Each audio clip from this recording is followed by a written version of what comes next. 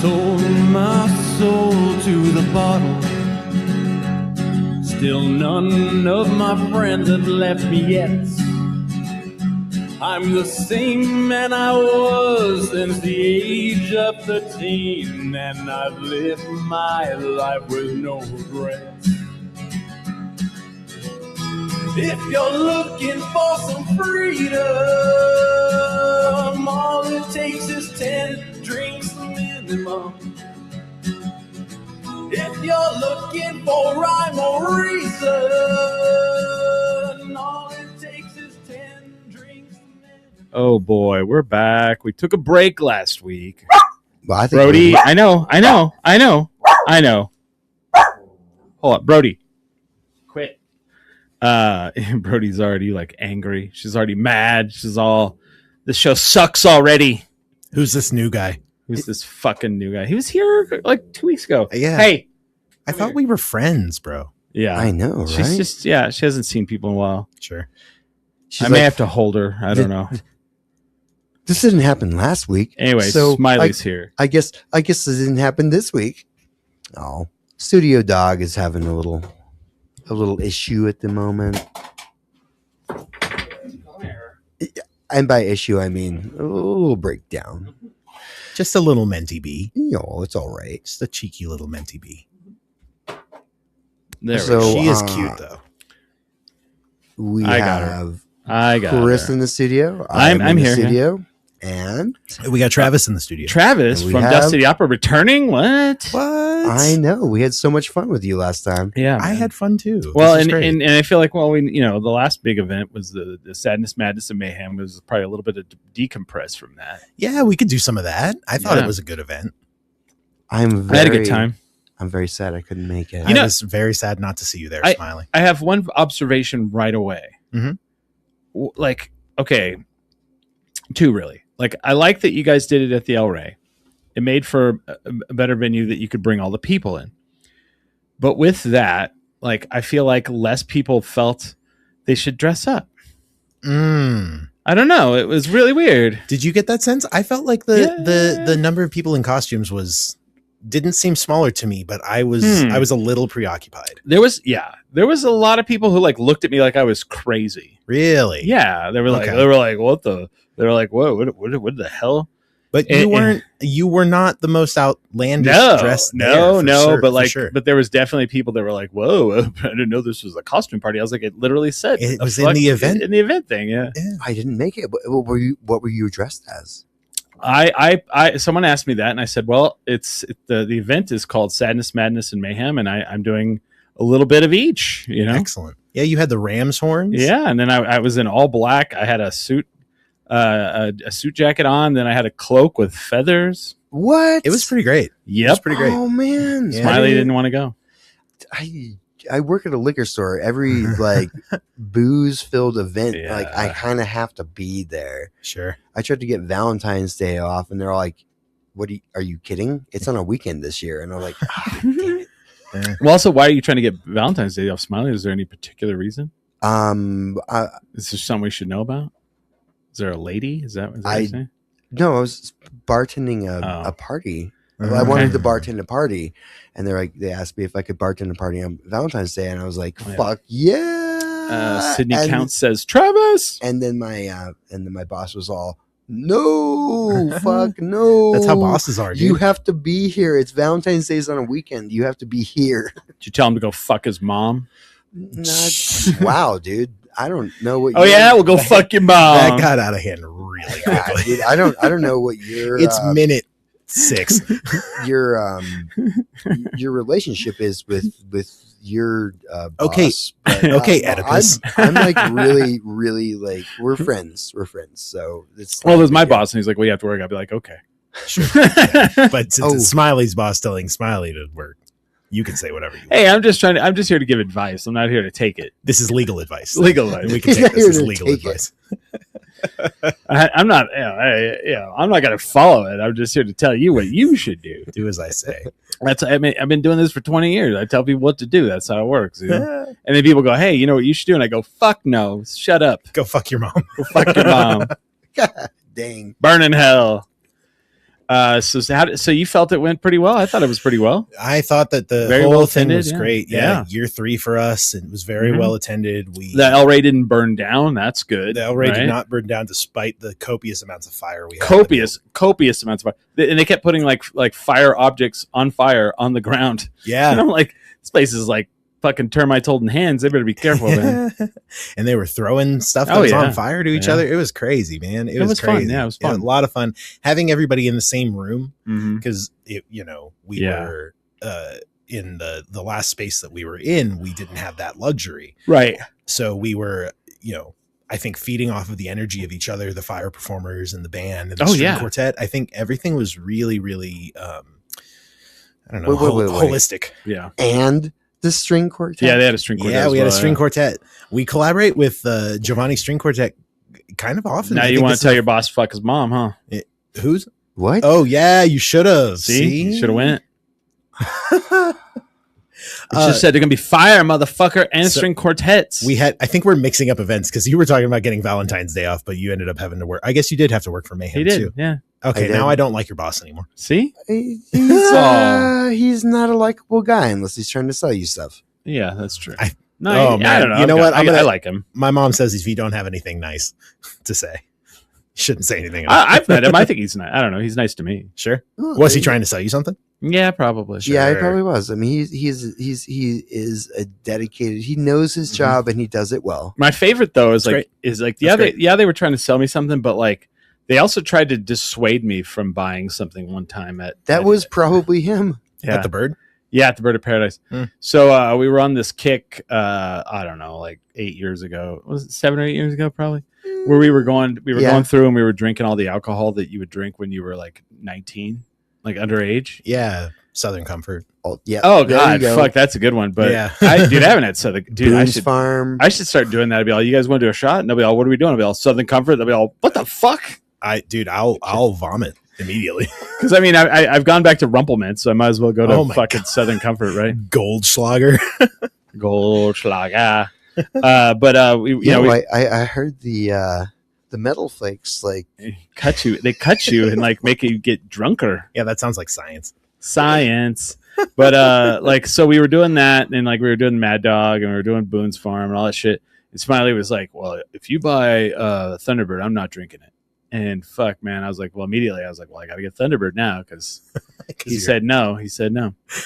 So that's a good friend. I couldn't find it anywhere. So finally I was like, wait a minute, they'll have it at the Bird of Paradise. They will have it at the Bird of Paradise. I was not working at the Bird at this point. Sure. So I walk in there and I was looking and I looked and I was like, well, fuck, they don't have it. My friend was just running it. Yeah. And I'm like, well, you know what? I'll ask. And I asked the guy, I'm like, do you guys have Thunderbird wine? And he like looks at me like, yeah. I was like, yeah, okay. Can I have some of that? And he was like, all right. And they grab it. And he kind of like puts it on the thing and I go to grab it and he kind of pulls it back and he's like, do you know what today is? I was like, no. And he goes, today is the day that your life changes and not for the better if you're going to buy this. And I was like, okay, well, I still want it. That's metal as fuck. And so there's going to be a before and after to your life. Oh, my manager is metal as fuck. Hell yeah. You know what? I respect that. I'm back on his side now. Oh yeah, man, it's crazy. So it went. You got to finish that story because how did it all go? It was right around this time because it was a show we did on my birthday, and my birthday is Tuesday, so it was probably about 8 years ago, right around this time, and we did a show at Sanitary Tortilla Factory, pretty well attended, and we were drinking the Thunderbird wine live. And one of at the end of the show. At the end, no, it was like during the show. Like we were like just like disgusted by it, and people were disgusted we were drinking it. And then someone from the audience came up and tried it. And needless to say, we were going to go out and party for my birthday, but we didn't because it made me so sick. It was so nasty. It's fucking nasty stuff, man. I couldn't make it through Anodyne. Like we were like, we're going to go to Anodyne after this. We're going to like close it down. I had one drink. I went and threw up, and I had to go home. I I like couldn't even Couldn't make it up the stairs. Dude, it's gnarly, man. Just a massive headache. Anyway, so Thunderbird wine on the next podcast. No. Hell never yeah, again. brother. I told you not to you get know this. You did not listen to me, is what he says. Well, no, it's not that you didn't listen. You did the opposite of listen. I know. What's the opposite of listen? Doing, I guess. Sure, ignoring. Maliciously. Maliciously doing anyway. I feel like we need to do, since we're talking about shots, we should do a shot of Malort. Oh my god. Malort is better than that's true. Thunderbird. You'd have to go get shot glasses. I washed them all. They're in the house. Oh shit. You can move it. It's fine. I'm afraid of the mic now. Well, just move it. It's fine. I'm kidding. It's fine. For 30 minutes before we started taping. Yeah. I'm screaming. Chris was Don't just touch like the goddamn thing. Absolutely laying into Smiley. You guys, I think Smiley needs some help. Yeah, I was just screaming at him. You touch that, I'll bash your head. No, it was relentless. Relentless. I learned some curse words. Yeah, you're all. This is worse than a bar full of sailors. Jesus, wow. No, I think the event was a success. You know, I mean. Here's, I guess, what I should say. Do you guys feel like it was a success? I think as a band, we are really happy with how everything turned out. Well, like financially, it was good. I am just break even. I am not really in a position to talk about it because Sydney literally grabs me by the hand and says, "Hey, come play trombone over here." Yeah, and I'm like, "Yes, ma'am." Oh, okay. Well, I mean, did you get paid? Is what I'm asking. I will get paid. Sweet. You know, it's part of my job in the band. Yeah. And Sydney takes good care of us. No, I know. As far as the financials, I don't know. Yeah. I don't know necessarily how that all shook down, but as far as the vibes were immaculate. I thought that everyone did a really good job. I'm honestly surprised to hear you say that you felt like fewer people were dressed up because the costumes that I saw were really great. I felt okay. Maybe not. Maybe fewer were dressed up. Maybe the same amount were dressed up. But there were more new people that were like that didn't know yet. Yeah, and maybe for next year, they're going to be on top of it. So, but there was like people like literally like, why are you dressed up? I'm like, yeah. But this, and there were a few people who really went hard. Yeah. And like Clara made my whole costume. She made 3 costumes that night, her own, her partner's, and mine. Nice. And they were all fantastic. I think there's one up there, Smiley, up on top of the. We got an open Malort. We have one that's been allowed to breathe. Yeah. One that's been breathing. one that's been breathing. Yeah. I was having the barrel age stuff last time. Yeah. And that was pretty good. But Smiley hates the barrel age. Really? More or less than the regular stuff? More. You hate it more than the regular stuff. Okay. I see. If you want the barrel age again, you can. No. I gotta go back to the straight stuff. This will be the first one in a while. Yeah, we haven't done it. We haven't done a show in a while. Yeah. And we're also not gonna do one next Sunday. Oh. It's the Super Bowl. So right. I don't want to but I know I can't be here. I'm gonna be in Cabo. Yeah. Well, Cabo San Lucas? Yeah. Nice. Yeah, it's going to be great. But I don't want to program against the Super Bowl. I mean, it's the biggest watch thing in the fucking world. Sure. Number one. But number two, like, why not? Why not? Okay. And everybody's like, well, man, you haven't been doing. We still have, we have a podcast we recorded. It's like an hour, I think 40 minutes probably. Oh, so you cut that down? Yeah. we filmed at a brew lab in on Eubank. Okay. And it's not been seen yet. So we'll put that out. It's with Scott. Is that his name? Scott? Yeah. Yes. Scott from the owner of Brew Lab. And it's what we filmed it the week before Comic-Con, the week of Comic-Con, because they needed like footage. We're doing promos. Yeah, they wanted footage and promos, and they wanted us like walking into. So you the Brew just Lab. Did a whole episode there. Yeah, they were like, you guys just want to record a whole episode, and, cool. and they filmed it all. Like, this is the first. I'm trying to think about this first episode of 10 Drink Minimum that Smiley and I were only the talent for. We did none of the production. None of the production. Oh, wow. That must have felt good. It was fucking great. Oh, it was weird. All right. So Chris was about it, and Smiley was uncomfortable. I was like, "What am I doing? What am I doing?" he got there a little late, and I was like, "Dude, I wouldn't have been late to this." And he goes, "What?" I go, "The best part." And he's like, "What's the best part?" We get to sit here and watch them set everything up. It's great, dude. It's my favorite part of being a studio musician. Yes, it's great. Watching other people do all the hard work. Yeah, it's like all I have to do is show up and like be decent at something that I've been working on for a really long time. Right. And you get to do all the hard work. Yes, please. Shout out Matthew Tobias. I had never looked at it that way. It's so nice. It's great. And we sat there, and I was like, "Just let me know. Just let me know when you're ready for us, and then we'll do our job." Oh yeah, Chris is all, no, dude, you just go get a beer. Yeah, we're like, sitting here, we're watching. We don't help. You like didn't know what to do with your hands. Yeah, I was like, all right, so I'm here. What do we do? You know, usually like you show up at an event, and you're like, I got to do all kinds of stuff. Like I'm like already behind. Yeah, for sure. And you know what's weird is like they always like talk about how like, oh, this person was hard to work with, and that person. And like for me, it was like they were like, okay, stand right here and stand closer, move over here. And I loved that. I was like, fuck yeah, just tell me where I need to be. You're such a sub. He just needs a director. You just need a dom. Where is my director? You just need someone to tell you what to do. That's right. And that's okay. That's okay. That's okay. Like, but they're like, he's like, yeah, I want you guys to walk through the store, walk over here, stand right about here, and then you know, ask for a drink, and then we'll cut right there, and then we'll go right into the show. And like the other guy Scott was like asking all these questions, like, and I was like, no, he's like, do exactly what he said, and then we're done. Yep. There's no need to add any more. There's no need to add any less. I'm like, we go. Don't work too hard. Yeah, you're flexing your brain wrong. Yeah, you noticed I stopped talking after like the bit was done. Yeah, yeah. You're good for the bit. I was waiting for someone to yell cut. I'm like, yeah. I just stopped talking. He's like, and here's your drink. And I just stopped talking. Yeah. And it was funny too, because like the people there, like no one, the audience, like the fucking people in there drinking, no one told them anything. They're just kind of like, oh, there's just a show going on. Why are there cameras here? And we're like walking in between people and by their table and like walk up to the bar and you like step up between people. And I'm like, oh, I'll have a drink. And we had 2 takes. I think it's when they realized it. They're like, oh, okay. Yeah. It was funny though. Yeah. But hey, I'm all for it, man. Sure. I take that sounds great. I take the direction well. Yeah. So that's going to drop next week then. If they're supposed to get it to me, I asked for it, and maybe tomorrow.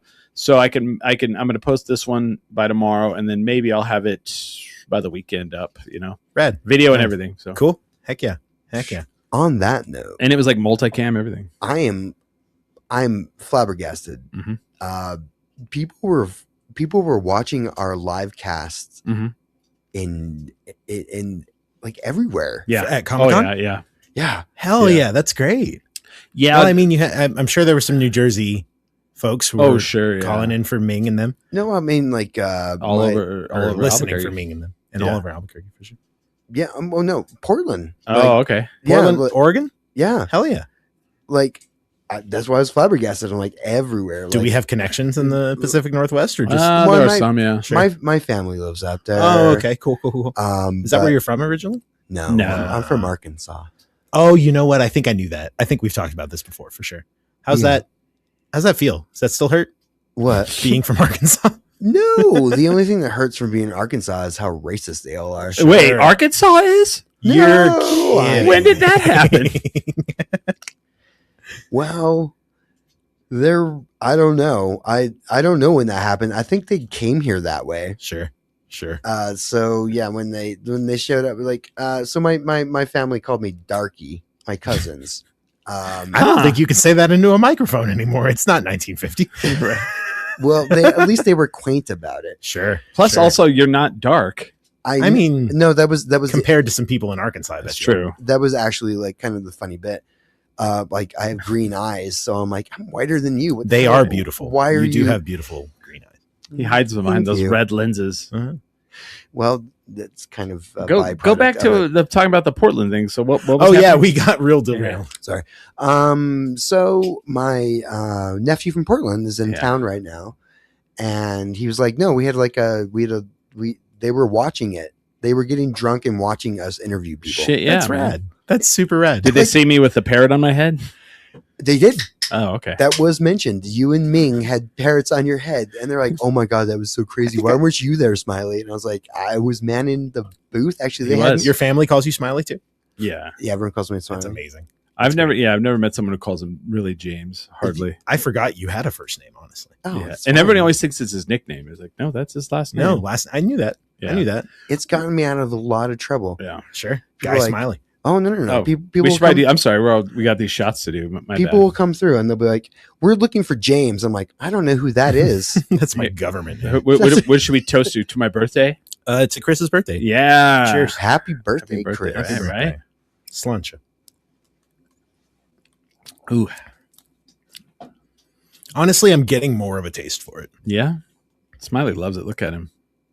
That's the face of a guy who loves it. Deeply enjoying this. Loves it. What is it? I posted. So there was I follow the Malort like Instagram, and it was all. It's a good follow. And it was like, you think your hobby is expensive? Try Malort. And it was like shot of Malort $4. What was it? Shot of Malort $4. Malort T-shirt like $25. Assless chaps $400. It was like just kept adding all these fucking things. And it's like $1,000. And I just thought that was the funniest shit. I was just to be a Malort fan. Assless chaps. That's what we need, right? Anyway, I've left mine at home. You should have told me I'd have brought them. Do you have some? Do chaps usually have an ass on it? I don't know. I feel like that's redundant. They call them assless chaps. I don't know. Thanks, Sydney. Sydney said happy almost birthday. Sydney counts. One of the real ones. Yeah. Real ones of Albuquerque. I know, but does she drink Malort is the question. I've never seen it happen. Yeah. Maybe she does it secretly in a closet at home. She needs to be in the studio at some point. She has. Has she? Yeah. Her and Paul. Yeah. Hell yeah. That's great. Okay. I thought I don't remember her drinking Malort though. Okay. Well, we'll have to make it happen. She probably does it secretly, like I said, at home in the closet. She's like looking around, like she has to hide it from the kids, checking the blinds. Otherwise, the kids will drink it all. Oh God, I feel like it would be a punishment for kids. It's a punishment for adults, man. It's I don't like it. He's still got no brains. Still got no breath.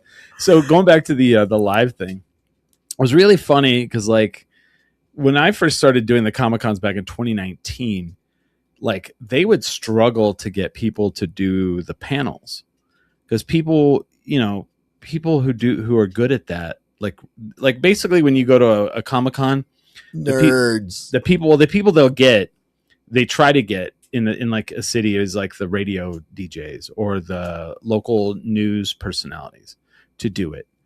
And a lot of times those people won't do it. They just, they used to not. And because it would, they take a hit on reputation. I don't know if it was just, it's free. You have to do it for free. And I guess you're right. And so like in 2019, when they asked me to do it, I was like, fuck yeah, I'll do it.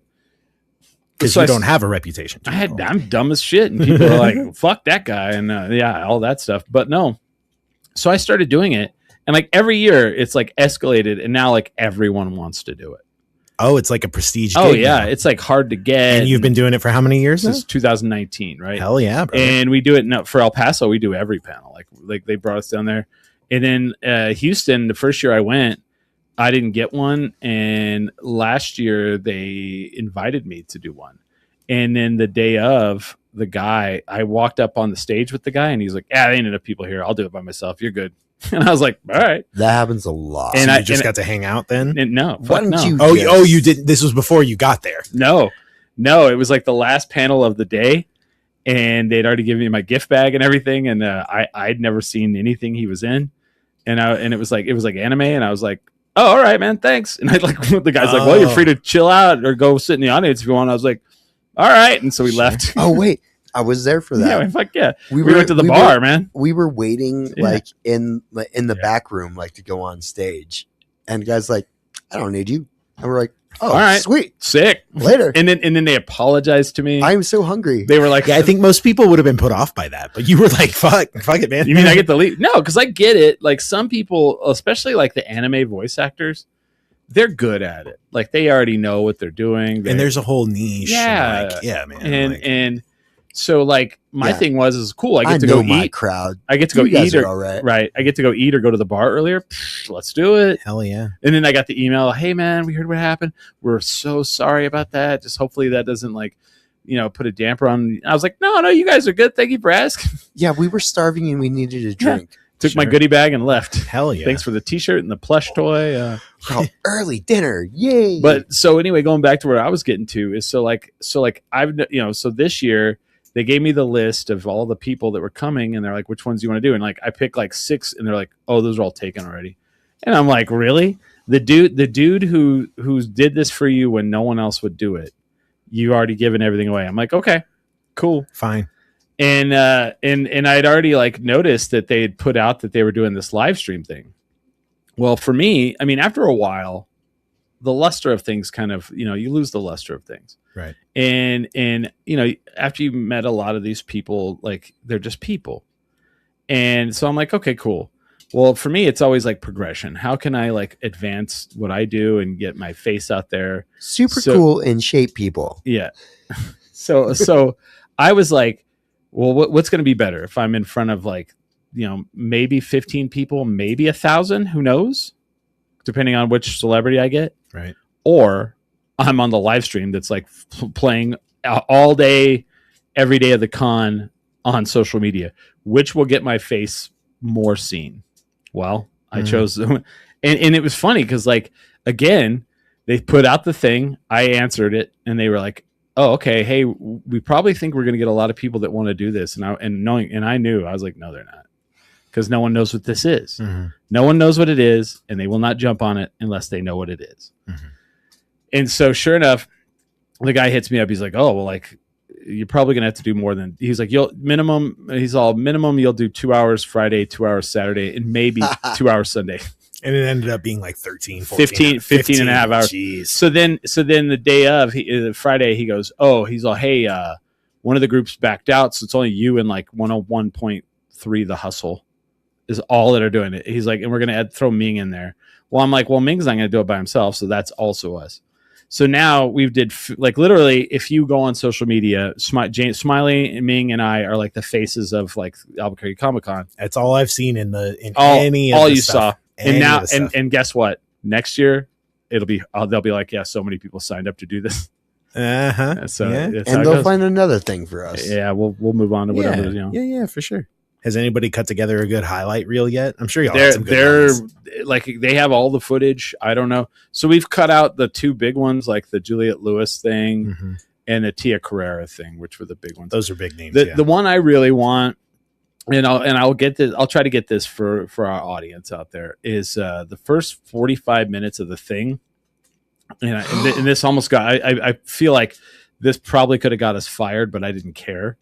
Like the guy, like we're about to start, and they give us directions. Yeah, they gave us directions, and we just ignore throw them right in the trash. The fuck out of them. Because I'm sorry, this guy's from Tombstone. Yeah, so we're sitting there, and they're like telling me everything we need to do, like in the first hour to like promote this whole thing. And like right before that, Bailing comes over, and she sits down next to me from The Crow. And this guy from Tombstone who played Texas Jack Vermillion, I can't think of his name right off the hand. I want to say Peter something, Soreka. You're actually that sounds about right. All right. Anyway, he was Texas Jack Vermillion in Tombstone, and so for 45 fucking minutes, like she gets up and goes. I help her go find her table, but for 45 minutes, I get to interview someone who was in the movie Tombstone.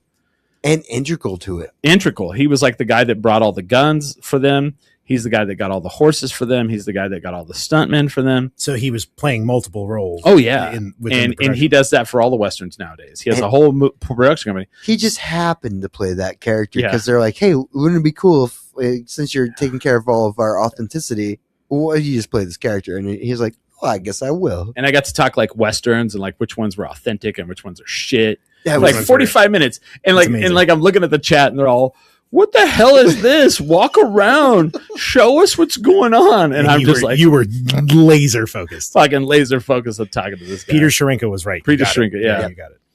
And I didn't give a fuck. I was like, Tombstone is like one of my favorite fucking movies on the planet. I'll never get this chance again. I watched our interview with him. Yeah. And we are both grinning like idiots, just giddy like schoolgirls. That's amazing. Oh yeah, they're all ads and stuff. We're all. What are ads? No, go to commercial. Nope. Y'all were just fanning so hard. Oh, so hard. You can see it on our faces. Amazing. It is so ridiculous. That's amazing. Yeah, I'm so glad y'all got that experience. It was super fun. Gabe Gambino says yes. Yeah. Bro, you're in Tombstone.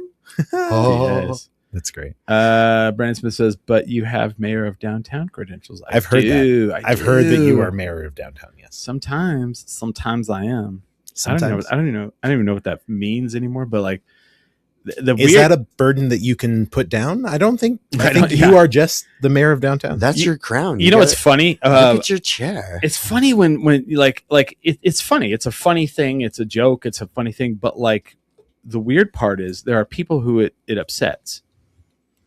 You know, Like the actual mayor?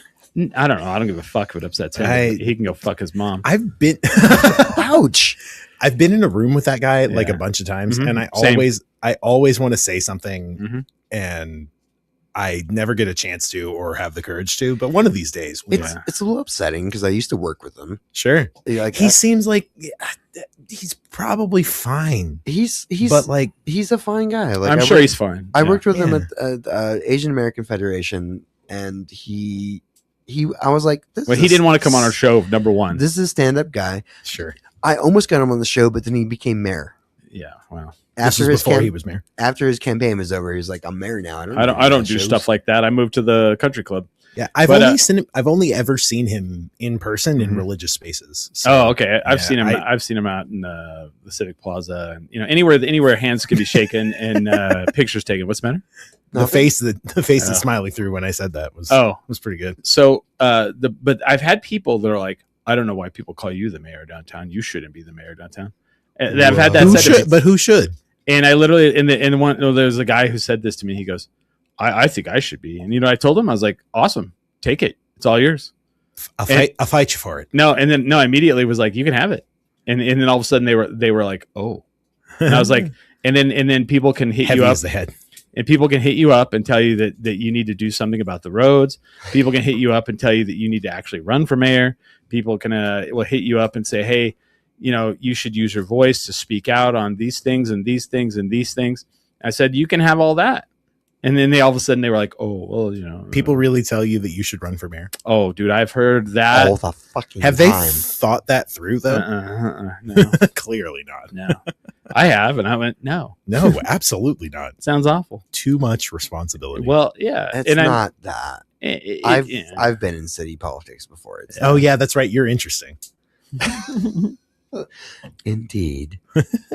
How many lives would you say you've led, Smiley? I'm going to put it at the over-under at 5.5. At least 5. What was this? What was the question? How many lives that Smiley has led? Oh, at least 5. At least 5. At least 5. All right, everybody, put it in the comments. Take the over-under 5.5. I might be on my 7th.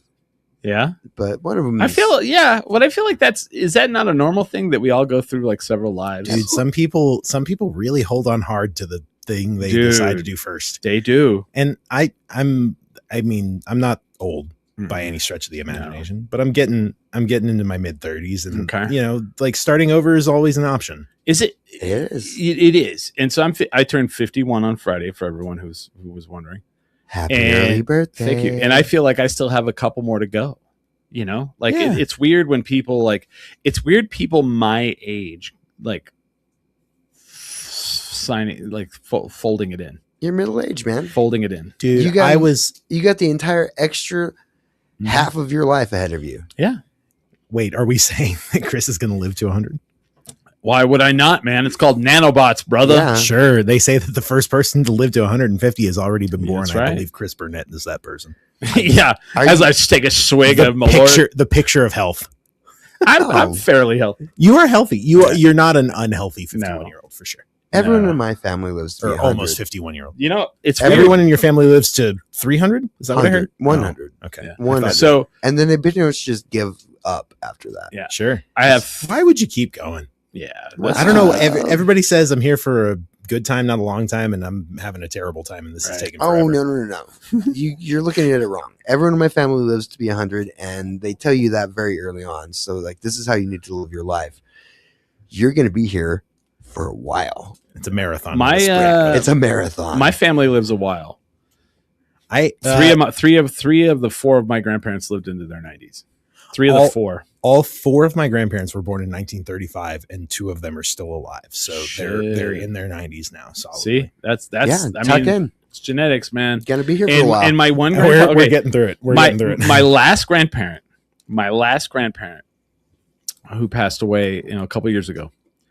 He lived. He had 7 brothers and sisters. 5 of them lived into their 90s. 5 of them, right? Now, he drank every day. Every day. His favorite food was a hot link from Allsup's, and he ate those all the time. He was. You talk about unhealthy as shit. He didn't smoke, but he drank every day. And I mean, one day I saw him, and I don't mean like drank like to an excess. He was like a casual, like he drank beer.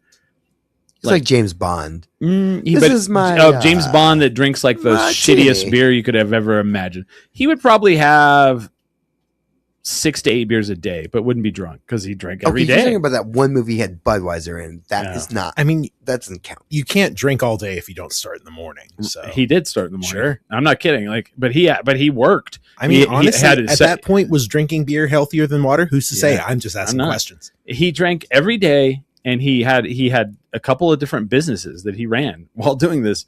And I remember like going to his house, and he was drinking like Steel Reserve, and I was like, oh God, like he was wealthy too. Like it's not like he couldn't afford anything but Steel Reserve. I mean, talk about Steel Reserve and Southern Comfort. Sounds like a good time.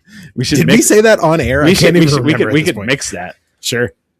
Let's do it right now. Oh, God. Second hour. Too bad we don't have that. Oh God. I'm glad we don't. I will thank run the maker to the corner store. No. I want to see Smiley lose. Malt liquor.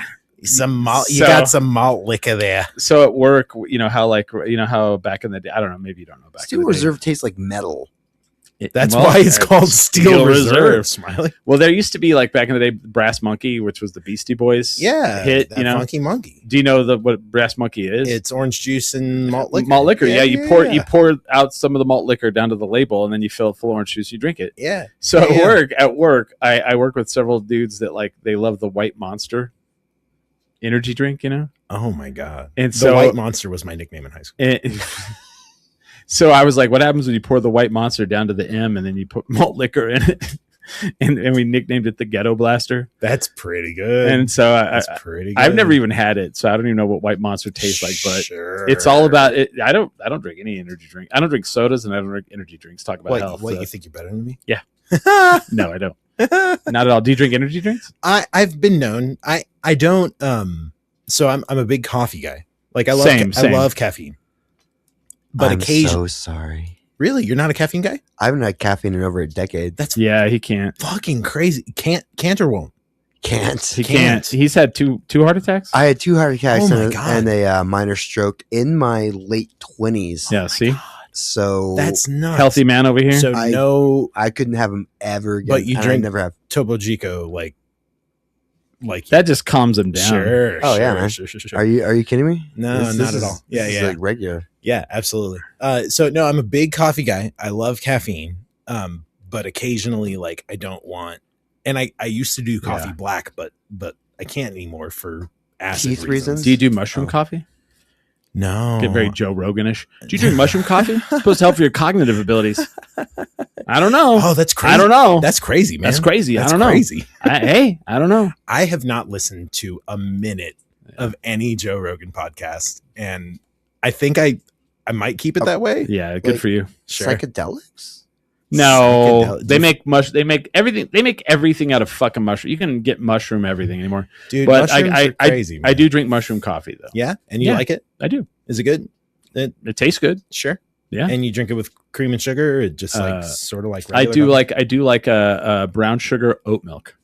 That sounds great. That sounds really It's great. all artificially. It's all artificial plant, or it's all plant based. All right. So again, you said I'm not. I try to be as healthy as I can. I don't. Okay. I mean, I don't get this. Yeah. All right. So coffee tastes like shit, right?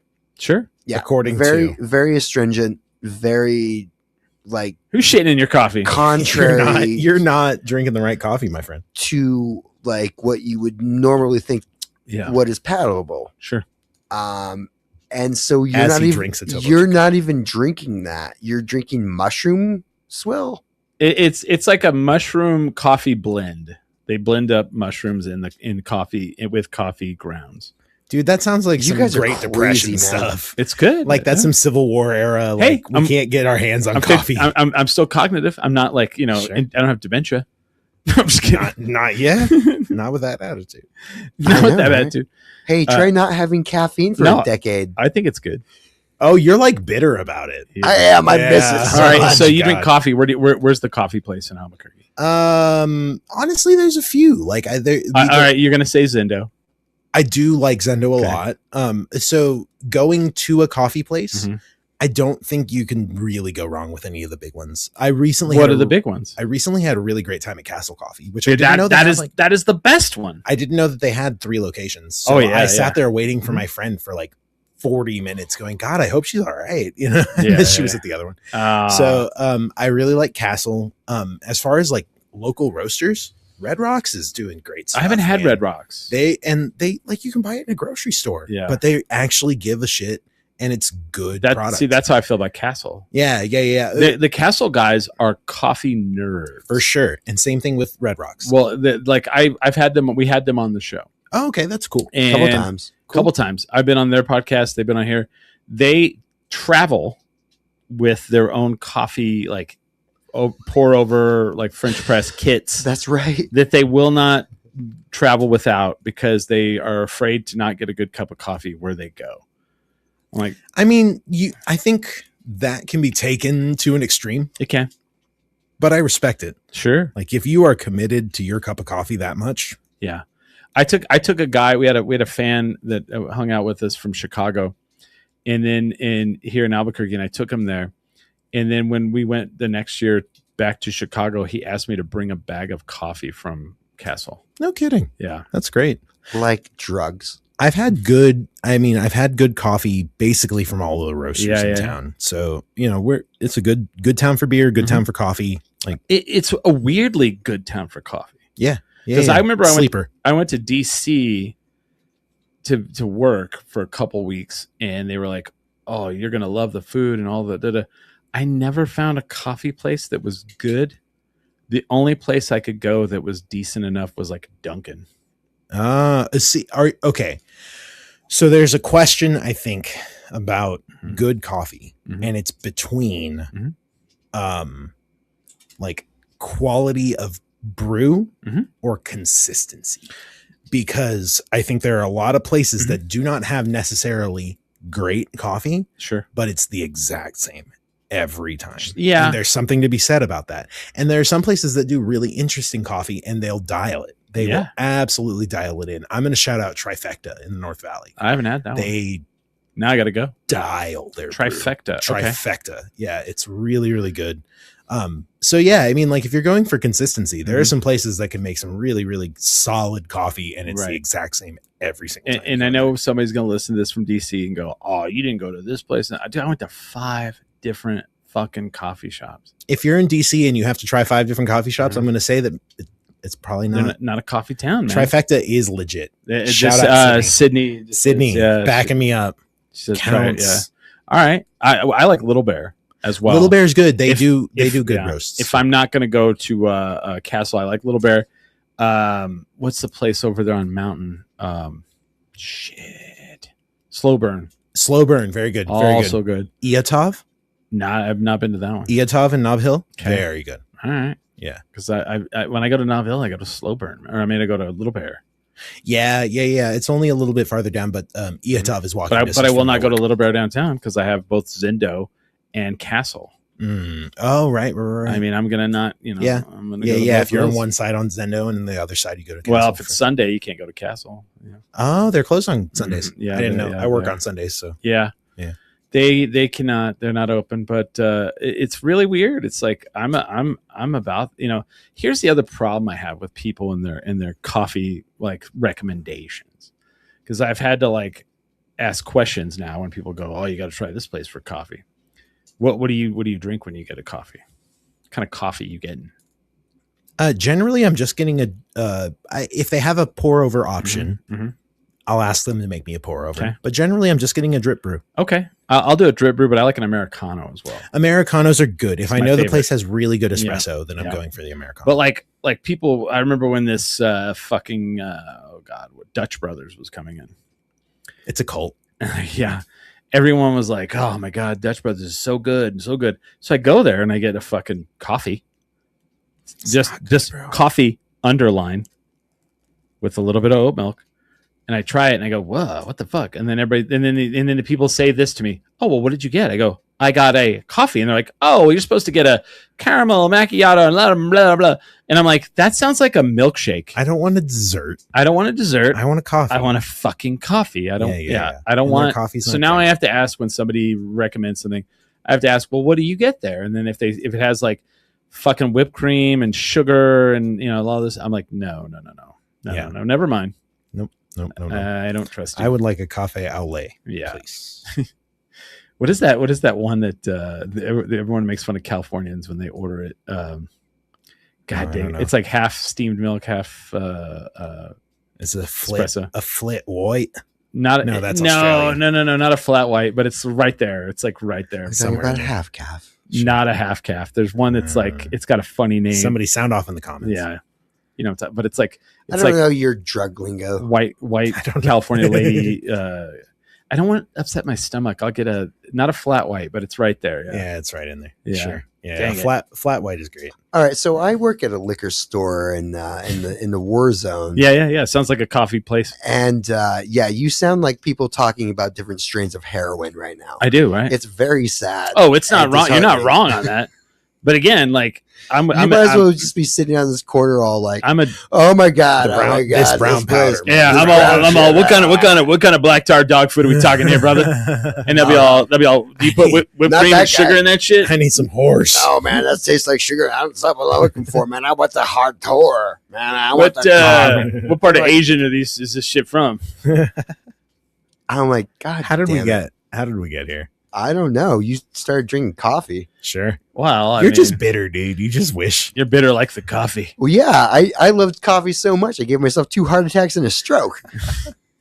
Yeah, that'll do it. I remember like when energy drinks first started coming out, I just started this podcast. I was probably like a year in, right? Like energy drinks really kind of hit the Red Bull was like the first big one, like Red Bull, and they would travel around. I hear it gives you wings. Does, dude. They would travel like you'd be at a college party and some young hot attractive girl would walk in and she'd have like a Red Bull plastic backpack on full of Red Bulls and just start handing them out and everybody be like, the Red Bull girl's here, and you'd be like at a house party. They show up in a car too, right? That's rad. The Red Bull car. That was later on. That was later on. Yeah. With the can. But then I remember that someone created one that was called cocaine. And I was like, what the fuck? And it came in a red can that had the swirl on it, white swirl on it, and it said cocaine. And I think we talked about it on the show, and like my girlfriend at the time, who was the co-host of the show, we drove to Dallas to go see Keith and the Girl, which was the podcast I used to listen to that made me want to do this show. And we found it. We found the cocaine energy drink at a gas station. And I remember I took a swig of it and it burned the inside of my mouth. Yeah. And it had on the side of the can 2 bulls on it and then a half of a bull. So that meant it was like 2.5. 2.5 bulls. It had 2.5 times the bull piss. Well, the thing that kind of blows my mind is like I was looking up I was reading an article about the original formula of Four Loko. And Four Loko had I want to know this. It was like 2 Red Bulls and 4 espresso shots and then 9% alcohol. I was like, what the fuck? I was like, those were the days. Jesus those were the Christ. days. Yeah. My after they work at a liquor store. So when they took it off the market. Do you work at a liquor store? I hadn't heard that yet. We immediately they're gonna come in and take all the product. And we're like, well, we need to save at least a case. Yeah, you need to save more than that. We're like, if someone died from this, I got to try this out. So has that ever been confirmed? Yeah. Or is that just okay? Yeah. Me and my manager, like we had a case and so we drank a case. Not a good thing to do. Did you wake up with your pants gone and you're in a park? He tried to fight a dog on his way home. Yeah. Like, did he win? It was fenced. You hear that, Brody? It was fenced, but like literally, he was like, "I'm gonna," like he pulled out a knife. He's like, "I'm gonna fuck PCP. you up. Jesus Christ, up, dog." He's all hopped up on angel dust. Woo! And by the end of the night, because of all the stimulants in it, like I was unconscious. And then you had your second heart attack. No, but I was still like upright. Sure. I don't remember any. And everyone's Lights like, were on. Nobody was you- home. Yeah, no one like you were talking, but it wasn't words. It was ethereal And communication. You would like. I just want you to be like outside of your body watching this like it's a TV show. Yeah. Yeah, no. I had 6 Four Locos, or as we like to call them, Cuatro Crazies. Sure. What the fuck? That's 6 of them. That's good. I think that means you had And 24 crazy. Yeah. Yeah, I could see that killing someone. Is that math? Yeah. I was with Smiley when he had one of the heart attacks. Oh my God. That's crazy. I took a cab. Yeah. Here's the story. So we're upstairs where Boots and Bourbon is. Mm. We were upstairs. There's an upstairs. Yeah, the apartment's above Boots and Bourbon. Yeah. Boots and Bourbon. Yeah. Yeah. Or Bourbon and Boots. What are the fuck? I don't know. is? I was thinking about Dirty Bourbon. Whatever name it is. The We were in a Maloney's, loft. the country. Yeah, it was Maloney's at the time. Yeah. And we're up in this guy's, one of the Adobe Disco guys' apartments, and like Smiley had a slice of pizza he'd gotten at the food truck, right? Oh no, Or you got it from somewhere. Aldo's was downtown. at the time. Aldo's. You got. Oh, that's right. There was Oh, Aldo's downtown. Yeah. And he's like sitting there, and he's like, looks at his hands, and he's all, "Oh, there's a lot of blood in my hands." No, Huh. there was no blood in my No, sorry, fucking no hands. blood. He's like, "There's no blood in my hands." My hands are dead. And then he was like, "Huh, I think I'm having a heart attack." Oh my God. And like he said it like the most calm way possible that we all just kind of look at him like, "What?" And he's like, "Hmm." And then he's like, and then all of a sudden like we go back because sometimes Smiley says crazy shit, but like it always is true. So then we turn and he's like, "Yeah, my cab is on the way. I'm going to the hospital." And we're like, "What?" And then he's like taking his pizza and he's like wrapping it up. And someone's like, "You're going to take the pizza? Do you need an ambulance?" He's like, "No, I've got a taxi on the way." They're like, "And you're going to take the pizza?" He goes, "Have you been in a waiting room in a hospital? There's no food." Hell yeah, brother. It's true. There's no food there. Yeah. Hell yeah. I'm like, I'm going to be there for like fucking 45 minutes as I tell them. Well, we'll take a break here. I'm having a heart attack. Yeah. Travis has to tinkle, as do we all. Sure. Do you guys have any gigs coming up soon? We don't have anything on the books right now, but we're still trying to ride the wave of mayhem and get some more feedback if any of the fans were at the show or, know people who were at the show. Tell them to more send us some fire. feedback. I'm just More kidding. fire.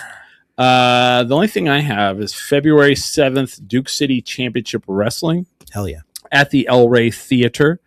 Get out there, get your tickets. We're going to have the NWA World Heavyweight Champion in town to wrestle Hobo Hank.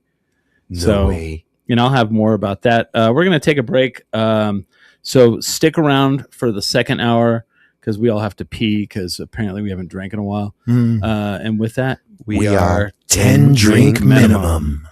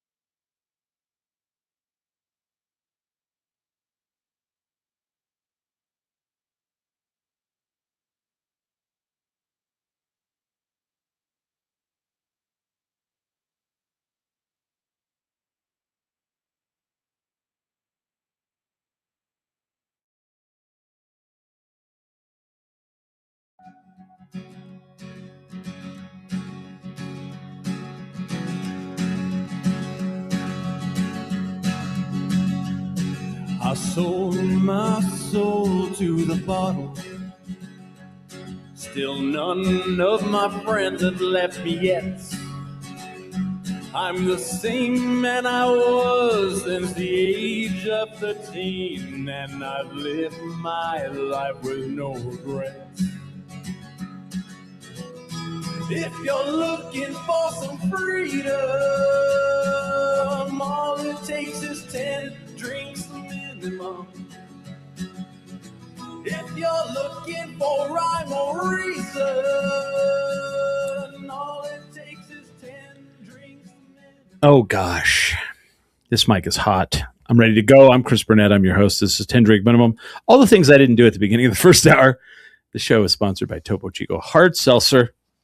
If you're going to drink a seltzer, go hard. Is that their slogan, Smiley? It should be. I mean, maybe I can suggest it. Yeah, they should say that. Topo Chico Seltzer, get hard. That's a problem. They don't let me write slogans for them, man. From Death City Opera, we have Travis. I keep wanting to call you Trevor. That happens all of the time. I know. That happens all of the time. Sorry. No, it's okay. How? Do you even know anyone named Trevor? I lived with 3 guys who called me Trevor for like 2 months. Not because I didn't correct them. See, because I did. It just didn't stick. I want to call you Trifecta. You know what? I'll take it. That's a cool nickname. That's a cool nickname. So now I got to go to the Trifecta now. Trifecta Coffee. Trifecta coffee is good. Yeah. Not you looked at your watch like right now. It's No. I looked at my watch because I got a notification because I'm a addict and I can't stop. She never mentions the word addiction. It's cool. I got it right here too. In certain company. You can take away my phone, but you can't take away my watch. They can where I work, but yeah, Sure. I can't. I'm not allowed to wear them. Oh, that's right. You have a legit job. I do. Working for the man every night and day. My watch doesn't take a photo, so I can take it on set. Anything it doesn't take a photo. I don't have any jobs that restrict my technology. Do you have a job? I have a few jobs. I'm stitching together a music living. Oh, I love it. I am the music director at Monte Vista Christian Church in Nob Hill. Oh, hell yeah! I work for Congregation Albert. I'm like a sacred. Oh, music that's why you worked on a Sunday. Do you know the people that do the bells? The bells in the bell tower. In the bell tower. The bells. I am afraid. I am so sorry to inform you that those aren't real. They're real in that they're bells, but they don't, like, the bells that sound from the tower are not real. The bells. I'm devastated. I'm really sorry. It's like telling a kid that Santa's not real. You're like, I like the organist at the Isotopes game, and they're like, actually, I think they do. I think they have a real organist. I think they do have a real organist at the Isotopes game. Bam, bam, bam, bam, bam. I really don't know what to say. There's I don't think there are any real multiple bell towers where they're doing stuff. Not in this in city. town. Not in town. But like Notre Dame probably. Sure. Oh yeah, there's tons in the Northeast, like I'm sure, yeah. but just I don't think there are any. All right. Well, I grew up in the South, and the church has bells. Sure. There's like a whole group. That's how you defeat Venom. They pull them. So we don't have the big bells in the tower, but we do have a bell choir, handbell choir. Handbell. Oh, okay. I do the handbells. So it's not the same at all. I mean, conceptually, they're similar. So do you have to? So since you do this, do you have to attend that church then? Yeah. Technically. Oh, okay. Yeah. Well, good on you. Thanks. I'm a spiritual guy. I have a church. That's good. Yeah. Smiley, we don't want to say. No. I don't want to get the hate mail. I have no qualms about it. Okay. Sure. Smiley's a Scientologist. I born and raised. Seriously. Yeah. See, now all of a sudden you're like, what church would this be? Are we being real? Yes. Oh, no kidding. See, second generation. There you go. Wow. Now, immediately you all of a sudden changed everything. You're like, whoa. No, because I've never met a real life Scientologist. I never met a Tom Cruise. No, and like I know it's a thing. Like I am aware, and I know that like we have a church here. It's on Indian School, right? That is correct. Yeah, I've driven by it for sure. No, I'm a big religions, spirituality guy. Like, I'm aware. Theology. Sure. Okay. I am an amateur theologian. Sure. Okay. Awesome. Yeah. How are your thetan levels? That's not really how they're. Is it not a thing? Yeah, that's not okay. really how they're. Okay. It's like- I don't know. The I only don't know time anything. I ever saw Smiley get fucking livid pissed at someone is they were making fun of Scientology. And he got I'm not going to make fun of Scientology. Like I thought that was a legit thing. I don't usually. Sure. But I could see. I want Chris to tell me, when did this happen? we were traveling together to Pagosa Springs to go do a podcast at a dispensary. Oh, that guy would not stop. Yeah, you got very mad. You got mad about it. Yeah, and then as soon as he found out you were one, he like laid into you, and you fucking got mad. Well, so he was like, if anyone lays into you, you're gonna get mad. Sure. Well, he was razzing you about it. So was he already talking about Scientology? Yes. And then you revealed yes during this? correct. Okay. Yeah, I could see where you would get mad. For Yeah. sure. As my animosity, I think I revealed it. I was animosity like, fucking grew. I was like, yeah, can you just shut up, dude? Yeah. Like, Dude, I'm that's- actually starting to get upset now. Like, can you just stop talking shit about my Sure. my And entire obviously upbringing? you find it meaningful because you like, you're still willing to like talk about it and you're still there, right? Oh yeah. So yeah. Have you power have you been on the cruise, Smiley? Why would I go on a boat? Well, because I thought that wait a minute, wasn't like L. Ron Hubbard's thing all about boats? Like he had a whole boat thing where like no, different kind of ships. No, there is actually. Oh, really? Yeah. Actual Oh, boats? yeah. No, I'm serious. He's not whistling this. What was that? What was the group called? That was like all the boat like people. There was an actual. Still exists. So- It's, Yep. Because he couldn't be in Oh, so non-international he escaped waters. to international waters, so he made like a Yeah. floating state Yep. sort of thing. Yep. Sure. Yeah, no, that makes sense. I don't recall any of that, but I watched Going Clear on HBO, so I know everything. I'm just kidding. That's terrible. Yeah. Or no. What's even more terrible is like I'm not allowed to watch any of that. Oh, because I get in trouble. Yeah. sure. Yeah. So wow. I feel like we're opening up a can of worms here. That's why I was like trying not to mention it, but it's fine. No, like I'm really interested and I would love to talk more off Yeah. air. Like I think, yeah, seriously. Okay. Oh, I don't mask it at all. Sure, Sure. sure. I grew up this way. That's crazy, man. Like I've literally never met somebody who was like He's a born puzzle, and you just born into the He's a tradition. onion of layers. you know? Yeah, sure. He's No, onion. that's rad. I'm super interested to talk more. Yeah. So transitioning. So it's our 20th year. 20 years of This year. suck. 20 years of suck. What? No, we did a good job. All right. For how many of those years? What percentage are you gonna Well, I've been on the show for 10 years, so at least that long. say? At least Yeah. 50%. I think we've done, we've entertained. If the job was to entertain, I was actually shit the first 2 years. Sure.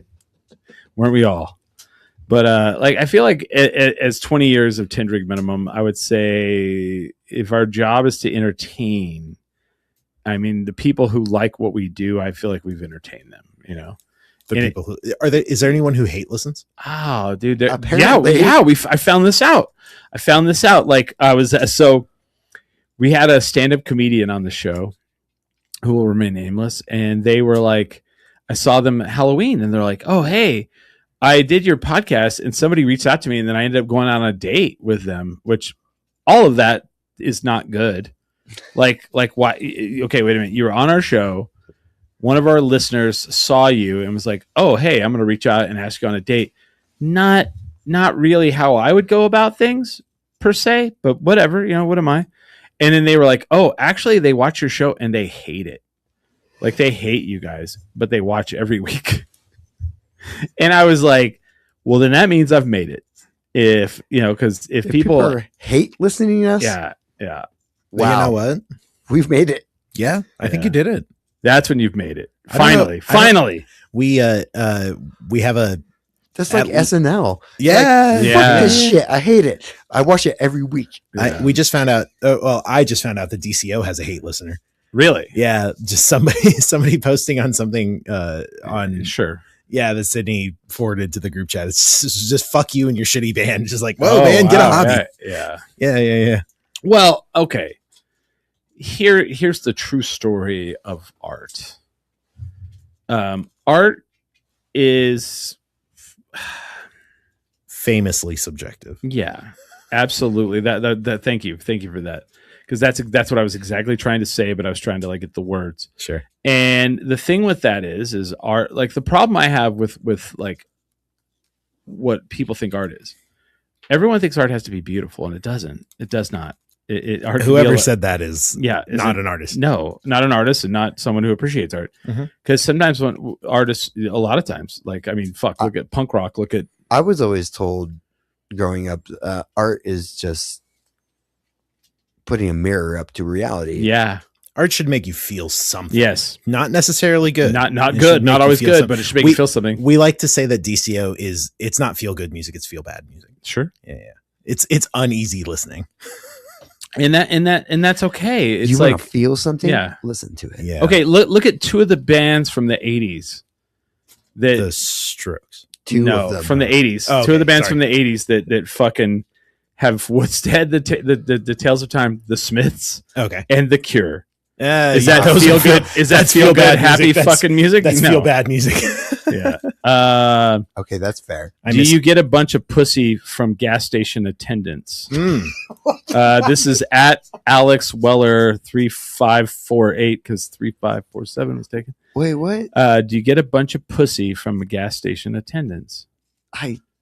Not recently. I'm sorry, I don't understand the question. I don't either, but yeah, that's a Can you elaborate? Can you elaborate on that question? Yeah, can you elaborate and also, are you a gas station attendant?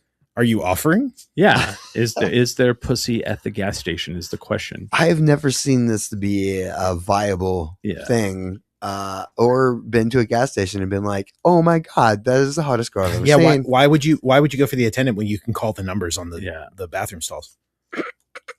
Oh, here we go. That's my go-to, J-Dub. Hell yeah. I don't know what any of that means. Cool. Just wondering, probably, yeah. That's my go-to. So your go-to is to like go get pussy from the gas station attendants.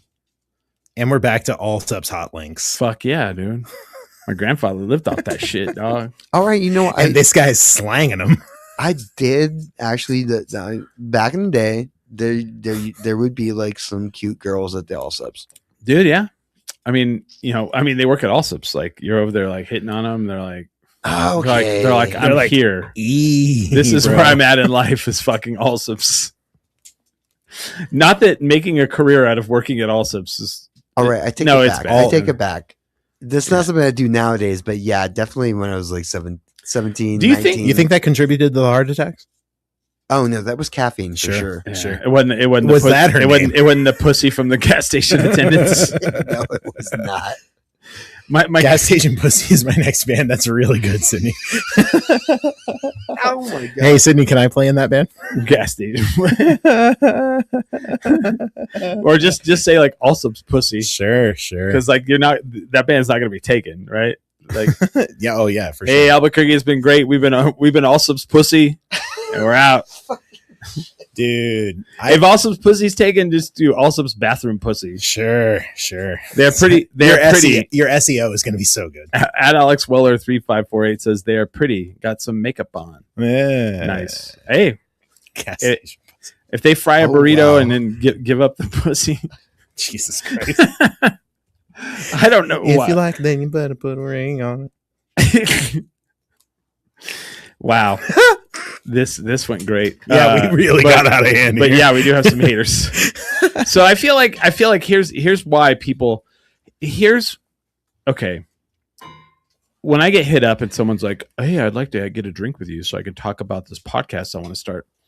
I really feel like they don't really want to know how to do a podcast. They want validation. People want validation that I'm going to give them that they should do a podcast. But here's where I feel like that's different. Do you do that though? No. I've been meaning to talk to you about this podcast that I want to but I feel like you don't have this problem because people don't go, "Hey, I'm going to start a band. Hey, Travis, I want to talk to you about this band I'm going to start." Because that's not a thing. It's like if you want to be a musician, you want to play in a band. Has everyone ever asked you? Has that ever happened? Hey, I'm talking about this band I'm gonna start, dude. That happens to me all the time. No, but like they don't go hit you up on and say, "Hey, we should catch up for a drink. I want to talk about this band I want to start." Unless they want you to be in it. Yeah, unless they want me to be in it, which I guess is no one's saying, "Hey, I want to start this podcast and I want you to be there." No, because you've got your own podcast. Yeah, no, that does happen. Sometimes. Yeah, I mean, can you be on our podcast? I guess. Well, they don't want me to like be a guest. Like people will want me to like co-host it, and I'm like, I don't have that kind of time, man. You've already got your own show and a day. Yeah, job. like there's one that like we're trying to put together where it's me and it's Ming Chen in New Jersey, and then it's a guy from Houston that we know, and what's the guy from Houston's name? Jared McClellan. It's a good name. And like I was like Tex-Mex Jersey, is that what we're calling it? That's pretty good. Yeah, and yeah, because like it's hard to come up with names. Maybe Wait, what is this person saying now? You should probably look at the gas station. Maybe Cumberland's. What is Cumberland's? I don't know, man. Are you? Hey, sir. We have an international. Have you been audience? Have you been huffing glue?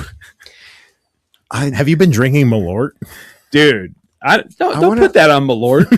I want to find out where Cumberland's is at. Yeah, what's Cumberland's? Yeah, and then we'll know where they're we've at. driven by. DCO has gone on some extensive tours, and we've seen some really good gas station names. Have you got any good gas station pussy though? No, unfortunately not. Have you ever had sex in a gas station? Never. But I have been inside a Toot and Totem. I have been inside a Come and Go. I was going to say, if you're going to have sex, you want to have sex at the Come and Go. At the Come and Go. At the Pump and Dump. I mean, people aren't banging at the Buc-ee's, are they? At the Hit It and Quit It. Dude, Buc-ee's is so overwhelming. It's so overstimulating. Like, I wouldn't be surprised if somebody was fucking. I mean, I have a Buc-ee's onesie, and you could throw that on. And just, you know what I do fuck with? Tell me, Smiley. Just imagine me in a Buc-ee's. Dude, just him in a Buc-ee's. So I take him, we drive to Houston. Did it give you another heart attack? We drive to Houston, right? And we're in Buc-ee's. Uh-huh. And if you're in Texas in a Buc-ee's and Smiley is there, Smiley looks like he landed in a UFO and walked in. It's a big deal, dude. It's like there's a lot of people. Everyone was looking at him like, what the hell is that? It was creepy. Yeah. And it was every time I looked were you the darkest guy in there? No, you wouldn't have been. Not north of Houston. No, but he was the only person that didn't look like everyone else. Sure. And besides me, but I looked more like I don't know. You passed as Buc-ee's type. Yeah. You looked more West Texas than I did. So then, like, here was the best part. When I would lose him, and you've been in a Buc-ee's, right? I frequent the Buc-ee's in Amarillo. So they're huge. So all I had to do was just scan across the horizon, and I'd be like, "Oh, there he is," because he stood out so fucking much. Sure. Let's see. Everyone stared at me, dude. Like, I'm all about this Alex Weller. I spray painted like 30 radiators today, then drank 10 Fireballs, just to be honest. Call me when you've had 6 Quattro Locos. Dude, that is a goddamn party right there, dude. You fucking spray painted 30 goddamn radiators. I'm in. Why are you spray painting radiators? Because he fucking patched them, Smiley. He refurbished them. He spray painted them, and now they're refurbed and ready to go. Was that before or after the gas station pussy? And then he got the gas station pussy. Hell yeah. Dude, I don't know how much gas station pussy Alex Weller got today. Yeah, well, he's fucking. Do you know where? Did you look up Cumberland's? Where's Cumberland's? I'm looking at. All I found is Cumberland Farms. Cumberland gas station. Oh, Alex Weller. Where are you located? Alon. I don't know if that's Alon. There's Alon's here. The gas. Cumberland's. The Come and Go. You ever banged at a BP?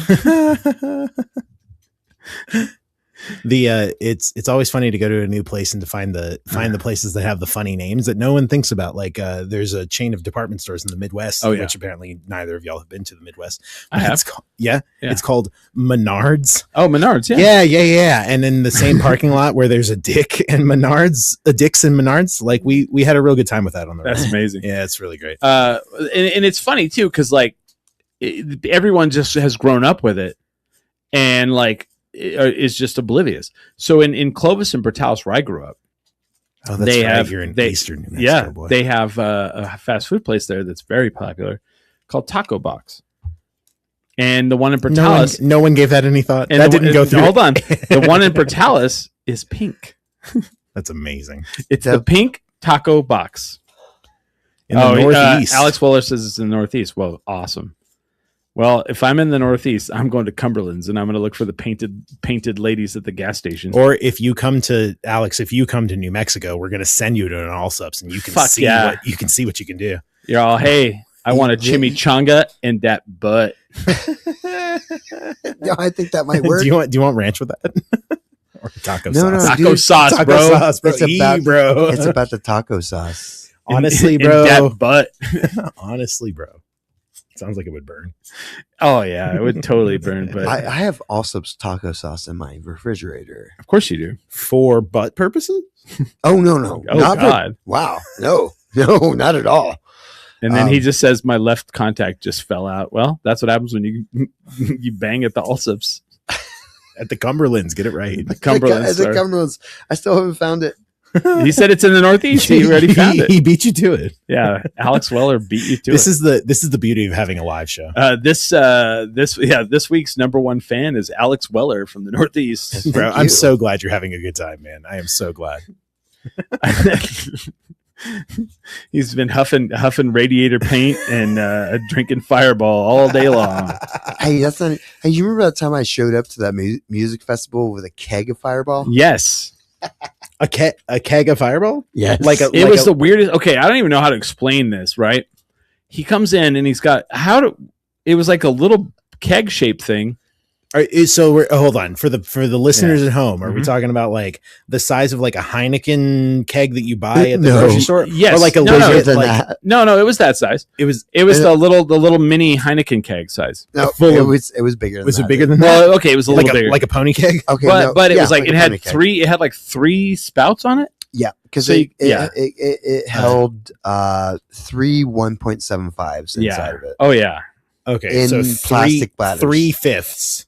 No, 1.7. No, 3 handles. Okay, 3 guys. handles. Hey guys, I have some. I got an announcement. Alex Weller's about to come over and just take over The show. I don't know. Yeah. Or New Mexico. Yeah, all of New Mexico. Sydney said something about. She said Cumberland's is Felice Brothers territory. No, the Felice Brothers, upstate New York. The Felice Brothers are so good. You guys listen to the Felice Brothers? I've listened to them. Yeah, they're good. They fuck unreasonably hard. Oh, it's up there, dude. They get all the gas station pussy. Unbelievable amounts. 3 nipples. Holy shit, bro. To feed me. But he does. So Smiley shows up to this with his 3-nippled keg. His 3-nippled fucking Fireball keg. Yep. And we did not finish the Fireball keg. 3-nipple Fireball keg is my new band name. 3-nipple Fireball keg. There's and such a thing as Gas Station Pussy is opening up for. Hey, this is Gas Station Pussy. Dude, there's got to be a band called Gas Station Pussy. I don't know. There has to be. There has to. Nashville Pussy came out, and then I'm sure there Pussy Riot. Yeah, Pussy Riot. So we went to like a music thing, right? There was some bands playing, like it was a camping event with bands playing.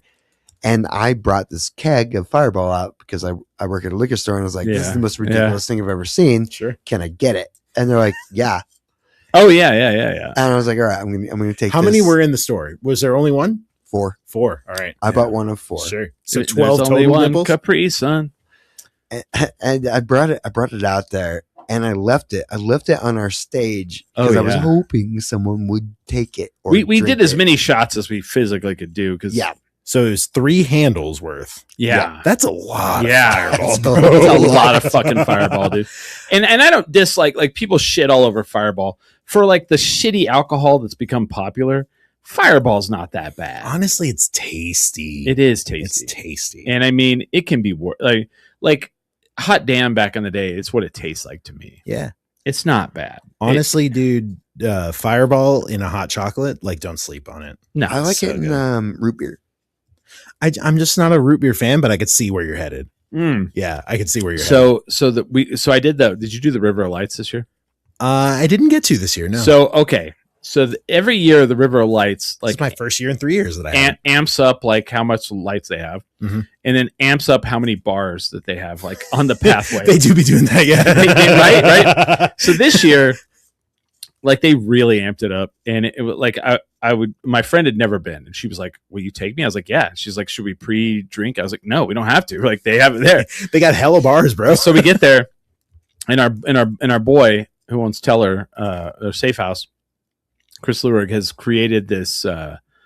What is the stuff? It's Biscochito rum. And they had so that, and we should get that as a sponsor, dude. With hot chocolate, we could do that honestly. With hot chocolate. Oh my god! Or in like a biscochito latte from Pinon. Done. Holy shit, dude! And then they did. There was another, like there was a national chain that did a churro flavor one, and that one was also fantastic in the fucking hot chocolate. Hell yeah, dude. It was stupid good. Hell yeah, churro liquor. Like I can get behind that. Top that peppermint schnapps, you fucking shitbag. Honestly, dude, rum chata though. Rum chata. Don't sleep on it. So good. So my favorite rum chata story. I'm in Chicago and it's like 2019. I'm there for the Cubs, and they don't know like what horchata is. Maybe I don't know. Sure. So I go in a bar, and there's one of those big like glass jars that has the spigot on the bottom. And it's all white. Like half of the thing is full, and it's like white. And it says money shot $3. And I was like, okay. Really so playing into it. So I literally look at the lady. I said, so what is that? She goes, it's something called rum chata. I was like, something. So you didn't know, like you figured no one would know what horchata was. So you just were like, well, it looks like cum.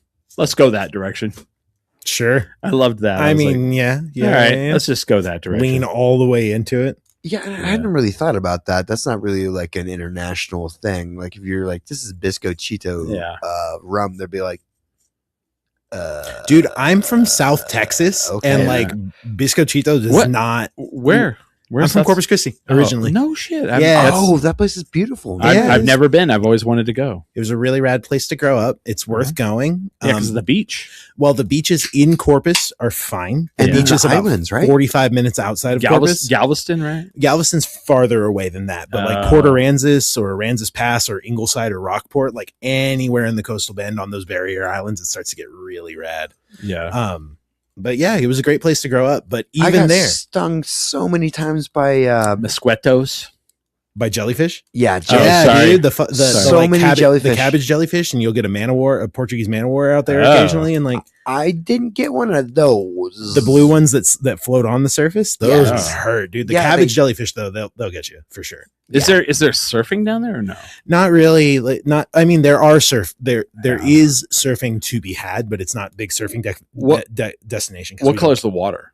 Green. Green. Yeah. Honestly, that's a funny story about my tattoo. So I am a big coast guy, for this famously visual medium of podcasting. I have a big like a oceanscape with some buoys and some seagulls.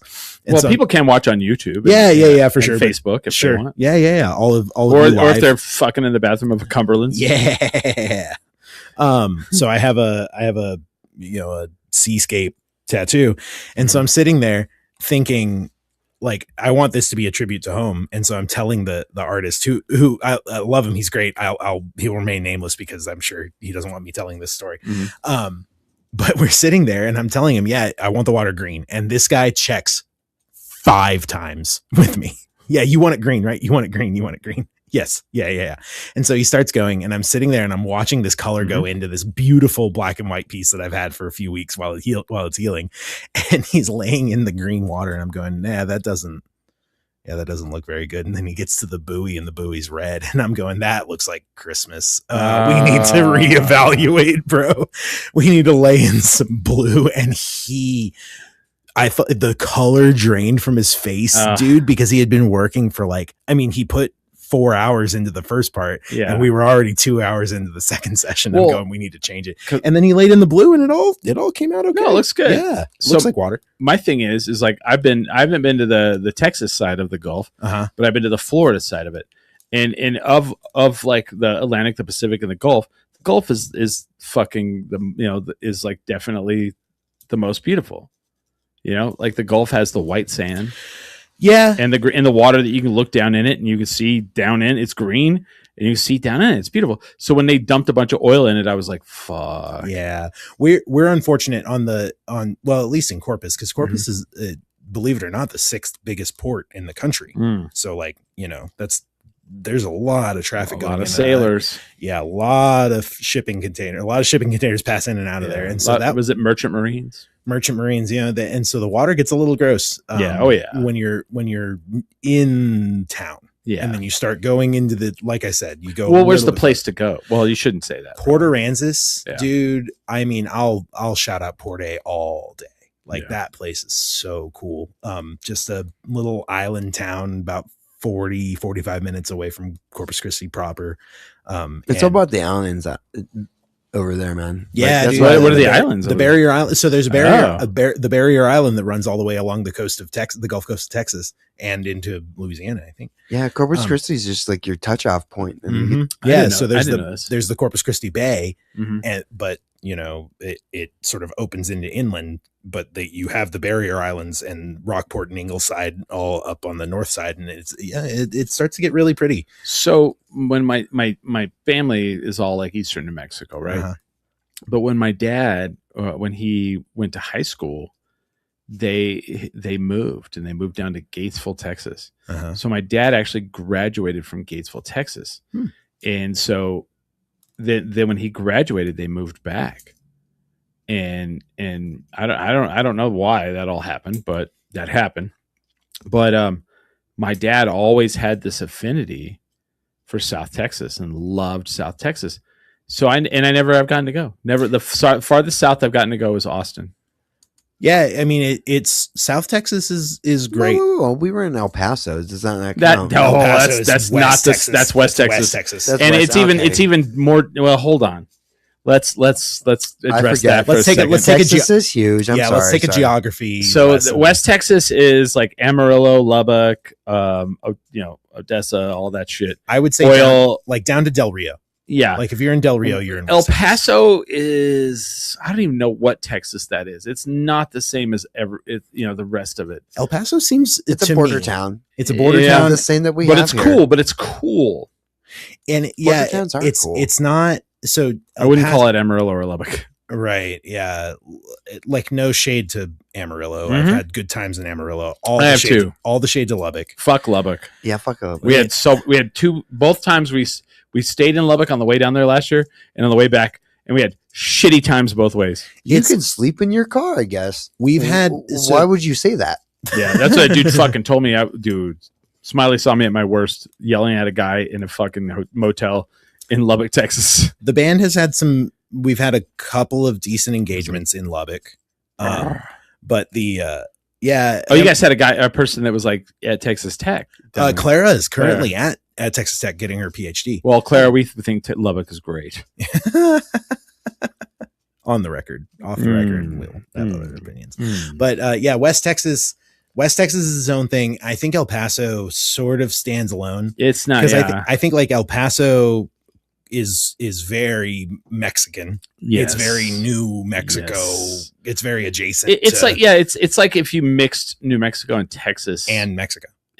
Yeah. That's a very good. Yeah. There you go. That's that's a good way to say it. So like that is Tex-Mex. Yeah. Sure. Yeah. Tex-Mexico is what I call it. So I'd say South Texas starts at San Antonio. Yeah. And then goes down. Austin is definitively Central Texas. That's true. Yeah. It's like right in the middle. Well, especially now. Yeah. Ugh. But if I tell people I'm from South Texas, they tend to assume San Antonio. I like San Antonio. San Antonio's great. I've never been there. Riverwalk, baby. The Riverwalk's a lot of fun. Mm-hmm. There's some good stuff to be had in San Antonio. South San Antonio is my favorite. And then going south from there, a lot of South Texas is really cool. And see, I've always wanted to go down into like Fredericksburg and all those where the whole country is beautiful. Where Scheinerbach the German part of Texas is German rad. part of Texas. The German part of Texas is rad. Fredericksburg, Kerrville, what's the other one? New Braunfels. Mm-hmm. There's another one that's like, is it Marfa? Marfa's in West Texas. That's like, is it that's really? in the Big Bend. Never mind. Never mind. If you're going south from El Paso, like south and east, we're gonna go in May. So Marfa's pretty rad. Maybe we'll detour through. I don't know. It's by the way, Marfa. As long as we bypass Lubbock. Sure, you don't have to go through. Well, we'll stay in Amarillo this time. So Marfa is I like to think of Marfa as if like if you took Madrid and Austin and put them on two ends of a spectrum, and smack dab in the middle is where you. That's kind of like. Have you ever been to Tier C? I've never spent time in Tier C, but I hear it's cool. It's like that. It's like old Austin or new Austin. Old Austin, like keep Austin weird Austin. So not new. Keep Austin like angry against immigrants. Yeah, if you take somebody from Madrid, not Tech Boy Austin. No. You take somebody from Madrid and you say, hey, let's make a slightly bigger version of this, but it's not quite, a city. Bunch of crazy people. You know what? Okay, yeah. It's Smiley. You know what? Last year we went to Austin before we went to Houston. Should we do San Antonio? I've never been to San Antonio. Oh, there we go. It's a good call. I've been to San Antonio, but it's been a long. Can I be the show's official Texas correspondent? Yeah, hell yeah. Yeah. How will that work? I don't know, man. You can call me. You can call me when you're in San Antonio. All right. We did some car shows when we were driving down there. Yeah. Sure. Like at the dash. Oh, I see what you're saying. I was like, what do you mean we went to a car show? I don't know no car show. Oh, you put a camera on the dash. Yeah, and did a show in the car. Hell yeah, we have all this stuff. That's fun. Oh yeah. Maybe we'll do. I would like to do more of that, but we're just not very good at it. But yeah, not good at car shows. No, we're like we get in the car and we like talk for a little while and then we're done. Yeah, you just shut up. We listen to the radio. What's that thing over there? Yeah, but holy crap, that's a weird looking cow. Yeah, sure. So yeah, but wow, I didn't know that. I didn't know you're from South Texas. Yeah, I'd like to go there. I'd like to go there. I've been here for 15. It'll be 16 years in August. So very cool. Yeah, I dig it. I'm a local now.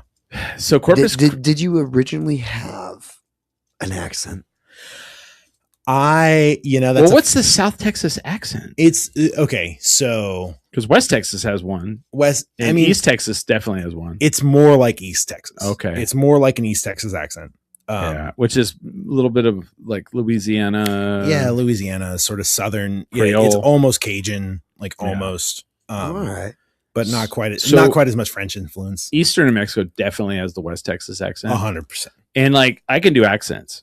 But like I couldn't I feel like I don't have a West Texas accent at all. No, you don't sound like you have an accent. But I did, and I got rid of it, and then people would be like, "What does West Texas sound like?" And I couldn't do it. Can't. It's so hard to pull back. Until one day we were in Colorado, and there's a town in Colorado, and if I say the name of that town, then I can do it. Can I take a guess? What's yeah? Are you going to say Buena Vista? No. It's a town called Hooper. Oh, and if I say Hooper, Colorado. I'm like, so what are you guys going to do this weekend? You guys going to go to Hooper? Are you going to hang out? That's pretty good. You guys going to go? Oh man, you guys going to take the truck down there and go to Hooper and do? What are you guys going to do for the weekend? And that's how good. That's it. Like it pops me back into it. It's that hook that like pops, and it's like, yeah, he's in Hooper on the weekend, and we's drinking some Coors. It's good. Yeah, that's good. It's fucking weird. And I was like, whoa, because like they were like, yeah, there's a hot springs in Hooper, and I was like, in Hooper, and they're like, why are you saying it like that? I was like, well, that's the name of the town. It's Hooper. The name of the and then town. I couldn't it's coming in. I can hear it. I couldn't shake it. Yeah, I could not shake that accent. Why the hell are you talking like that? Right, and that's that accent where I grew up. Like always going over yonder and hanging out with Charlie and his buds. Yep. Oh man, I come back from Arkansas and I can't shake this shit for nothing. And then you got to slow it down a little bit. Honestly, the Arkansas accent is probably not far off from a South Texas. Nah, it's probably not. Yeah, what Texas? Yeah, at least the Southeast. Have you ever seen Neighbors? God, what is his name? The guy from SNL, the drummer, Fred Armisen. Oh, have you ever seen that bit he does where he does all the accents from all over the country? No, I bet it's good. And I mean, some of it I'm sure is people are going to dispute a little bit of it, but for someone to do like all the accents in the country, it's fucking pretty amazing to watch. You're like, holy shit! Fred Armisen is a genius. Yeah, he's one of those guys. Like his ex-wife's like, yeah, he's just a character. Like he's an empty vessel, and I'm like, and I conduit, and I believe it. I'm like, sure. Because like when he does like, have you ever seen his stand up for musicians? Stand Up for Drummers. Well, yeah. he did Stand Up for Drummers, the actual recording. And then, but we saw him at Sunshine. He did Stand Up for Musicians. That's rad. And it was all like, he's like, you ever play your guitar and do this, bing, and like every musician in the crowd was like fucking enthralled by it. I need to look into this. And it was the best shit ever. And like he does niche comedy probably better than most people I've ever seen. Did you ever see Documentary Now? Oh fuck! Oh my god, so good, dude. When they did the Vice one, he's Vice all clearly these people are living in poverty. They only have a PlayStation 1. He's all, look at this hallway. I can touch both sides of the wall. And I was like, the Juan Likes Rice and Chicken, the Yes. Jiro Dreams of Sushi Yes. rip was so good, man. It's so good. Yeah, him and Bill Hader are like, Bill Hader and who else writes well, they did like the Seth first. Meyers. I think they writer. did like the first 3 seasons, and then like people came in to do the 4th one, and the 4th one's not as good, but except for, and I'm hoping he wrote part of it, the one where they do the bowling guys, the 2 bowling. I haven't watched that one yet. Well, no spoilers. Do you like Tim Robinson? I love Tim Robinson. He's one of them. He's like the bad boy guy, and he's like, yeah, amazing. Tim Robinson is, and I couldn't figure out why I love that one so much, and then I never correlated. Once I found I Think You Should Leave, I never correlated that he was that dude from and then I was like, oh well, no wonder I like that one so much, because he's just nailing it. He probably fucking wrote it, and he's so good right now. Yeah, man. Have you seen the and it's so crazy. I didn't realize him and Tim Heidecker, which makes sense, were like buddies. Okay. Sure. Have you seen the clip that's going around on social media where Heidecker's like doing like he's up at a podium and he's like talking to an audience at like a charity thing, and he's like doing a Q&A, and he's like, yeah, we have another question, and it's from a guy, Tim, and he's like, okay, yeah, sure, and he's like, yeah, man, I just want to know when you're gonna get back to the oh shit. And he's like, I'm sorry, what? And he's all like, when are you gonna get back to doing the oh shit? And it's fucking Tim Robinson. That's great. But he can't see him. He's like trying to look out there, and he's all, well, what do you mean? Like Tim and Eric? He's like, no, cash grab. And he's like, well, do you like my music? And he's all, no, the oh shit. And it's so good. It's so great. He's like, well, what do you mean? Like when I was doing stuff on the playground? He's like, yeah, when you gave a fuck. Chris, when are you gonna get back to the old shit when you gave a fuck? I gave a fuck. I don't remember when that was. No. Well, I was going back to what I get back to that. Originally, what I was talking to was about the 20th anniversary this year. Oh, 20 years of 10 Drink Minimum to loop back 20 around. years of suck. 20 years of suck. So I've been toiling. I think we toiling. A couple of years were pretty good. Yeah, I've been toiling on what to do for like an anniversary show. And when's the last time you did a live 10 Drink Minimum? Just a live one. We did one 2 years ago. Honestly? No, we did one. Yeah, 2 years ago. It might be time. What? I thought it was Music Around, right? Not Music Around. We did it at what was that place on the west side? The music place on the west side. Grandma's. Oh, it was Sandia. Sandia Music and Sound. Well, but like a live show where we were in front of an audience. Yeah, no. Live show in front of an audience. That might be a good thing. No, that's the thing. That's what I want to do. Yeah. So like that's gonna happen. It's coming together. I want to let people know. Plan July. It's coming together. So basically, I was in Launchpad and I told Joe, and Joe goes, "Oh well, let me and Barney talk, and we'll present something to you." But like, I talked to Barney, and like, so I don't know. Some things are happening. I've talked to the production people that like did the Brew Lab, yeah, and in the Comic-Con, and so I think there's not a full-fledged. And if Smiley, you have any ideas, I'm all for it.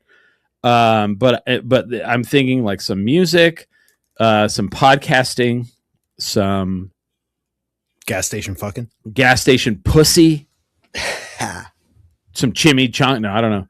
But like taco but like if people have ideas of what they would like to see and they would like to come out for, I am all for it. For our anniversary. Yeah. Okay. Yeah. I'm thinking of doing a shirt that says 10 Drink Minimum sucks. I'd wear it. See? Yeah. Why not at this point? Okay. I'm thinking of doing, like some, all kinds of stuff. But like, yeah, I mean, this is 20 years. I mean, how often do you get to say you did something for 20 fucking years? Seriously. Actually, that's an accomplishment, man. This podcast can almost drink. Almost drink. Ooh, yeah. Alex Weller, can you say 20 years of gas station pussy? I don't know. Could you? Maybe. I don't know. I guess if we'd known. What are we going to call this episode? Gas station puss. It's gotta be. It's gotta be. But I don't know. So if people have ideas, I'm all for it, because I want to, like, this show is for everyone. It's not just for me and Smiley, and it's for everyone. So Yeah, we do this for everyone. Yeah, we do this for everyone. So what do you guys want to see? What would you like to do? Sound off in the comments. Sound off. Like, find Chris downtown. Yeah, find me downtown. Scream it at his face. Tell me that I need to run for mayor, and then scream it at my face. Yeah, please don't. We could. Do you think we could do another Cards Against Humanity? No, we could do one on stage. Yeah, we could do like a quick one. We could do a quick like stage show. God, we used to host Cards Against Humanity at a brewery, and we could do some throwbacks. I know I have them here somewhere. I have every deck. Like, I have every deck of Cards Against Humanity. I even have some of the other ones, like Crabs Against, what was it, Mutiny or something. That like they didn't want to get sued, but they like put out decks. We would do Cards Against Humanity, and it was, some nights were like packed. Some nights we'd have like 3 teams. Sure, but like it got to the point where we hated that game. Well, then it gets repetitive after everyone copied us. Yeah, we were like, I guess we did our job. Sure. Yeah, because they didn't want to do another karaoke night, and they didn't want to do another trivia night. So this brewery was like, we want to do Cards Against Humanity. I was like, okay. So like it was like me, Smiley, Billy, and what was her name? God dang it! Are you talking about Tommy? Tommy. No, well, Tommy did it for a little while, and then it was what was her name? She's the one that drank the Thunderbird. Are you talking about Michael? Michael. And we would basically get up. The audience had the cards. How did we do this? How did we do Cards Against Humanity? Okay, they were playing. Yeah, they were playing against us. Yeah, they had to guess which card we would choose. Each individual one of us. Okay. And Smiley's was always the most fucked up. Sure. Yes. I had which should surprise no one. Very specific. That's what it was. So we would have our cards, and we would read aloud the like first card, and then the audience each table had to like decide which one they thought we would think was the fucking worst. But we would not know which table, and we would pick that card, and whoever's it was would get a point, and then the end of the night they would win. Okay. And Smiley's was always like, he was always the most fucked up. Sure. Because that's fun. Can you do that voice, the your favorite question? Oh, what was it? It was mommy something. Oh. Let's see if you remember this. Holy shit. Everyone hated this, by the way. God, what was it? Mommy. Oh, why is daddy something, right? Yeah, why is I can't remember. What was it? I don't remember. Yeah, I don't remember. It was the voice though that messed everyone up. Yeah, you'd always say it like a child. Daddy, why is Dad always angry with your fists? Yeah, why is Daddy always angry with it? Something fucked up. I don't remember what it was, but and people would get like creeped out by it. I was like, oh, my favorite card. Yeah, and then they fired us because they gave us unlimited alcohol. They didn't fire us, but they were like, we're gonna have to limit you guys to like 2 drinks apiece because we were drinking more than we were making. And then we're like, well, we're out. Well, then we're done here. we're done with. No, we did a couple more, and we were just done. We were just tired. Like, I think we did it for like what, a year? Yeah, we did it for a long time. Fuck, I forgot about that. I got my hair shaved over there because we did. Oh, that's right. Is that why Mommy was crying? No, that's what it is. Daddy, why is Mommy crying? That's Daddy. That was the question. Daddy, why was Mommy crying? Yeah, do it. Do it. It's funny. Why is Mommy crying? Pretty unsettling. Yeah. Thank you. So no, I was dating this girl, and she would do the St. Baldrick's because she was a cancer survivor. So everyone was like, well, you're going to shave your head, aren't you? And I was like, no. And I did not. She did. And then Smiley, she got I did. Smiley to do it, and he should not have. Oh, do you have a weird shaped head? I really do. Is it lumpy? Okay, it's pointy. Oh, I you're look- a conehead. I look like, oh man, I look like a geek. Do you drink mass quantities?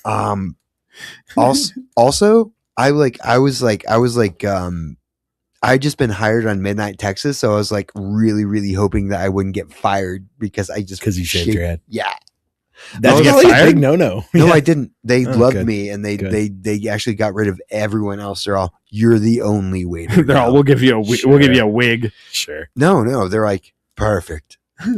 Even better. Fucking Even perfect. better. Yeah. Everyone else, get out. Get out. This You're guy's the fired. only waiter. None you of guys you are are worth fired. our time. 'Cause Smiley. you were like a vampire bartender. Yes. Yeah. And That's you get pretty bad. recognized from that show. I've never seen one episode. I I've do. never even heard of it. because I support you. I do get recognized at Comic Cons. They're all, Yeah. you're from Midnight Texas. Oh, And of I'm like, course you do. how do you recognize me with my hair? Did you have lines? I did have lines. Hell but yeah. They were I wasn't in SAG, so they were voiced over. Oh, that's right, yeah. Okay. Yeah. You got to be in the union. They had a W, right? They had to dub me. So I Damn. did the role. I hope they got Someone something had- to do with the deep voice. It's all, hey baby, Daddy, why is mommy crying? daddy, why's mama crying? I'm all, hey guys, would you like a drink? Oh, I'm not Mickey Mouse. But this is devolved. It's We're but hey, just- we're just doing voices in the mic.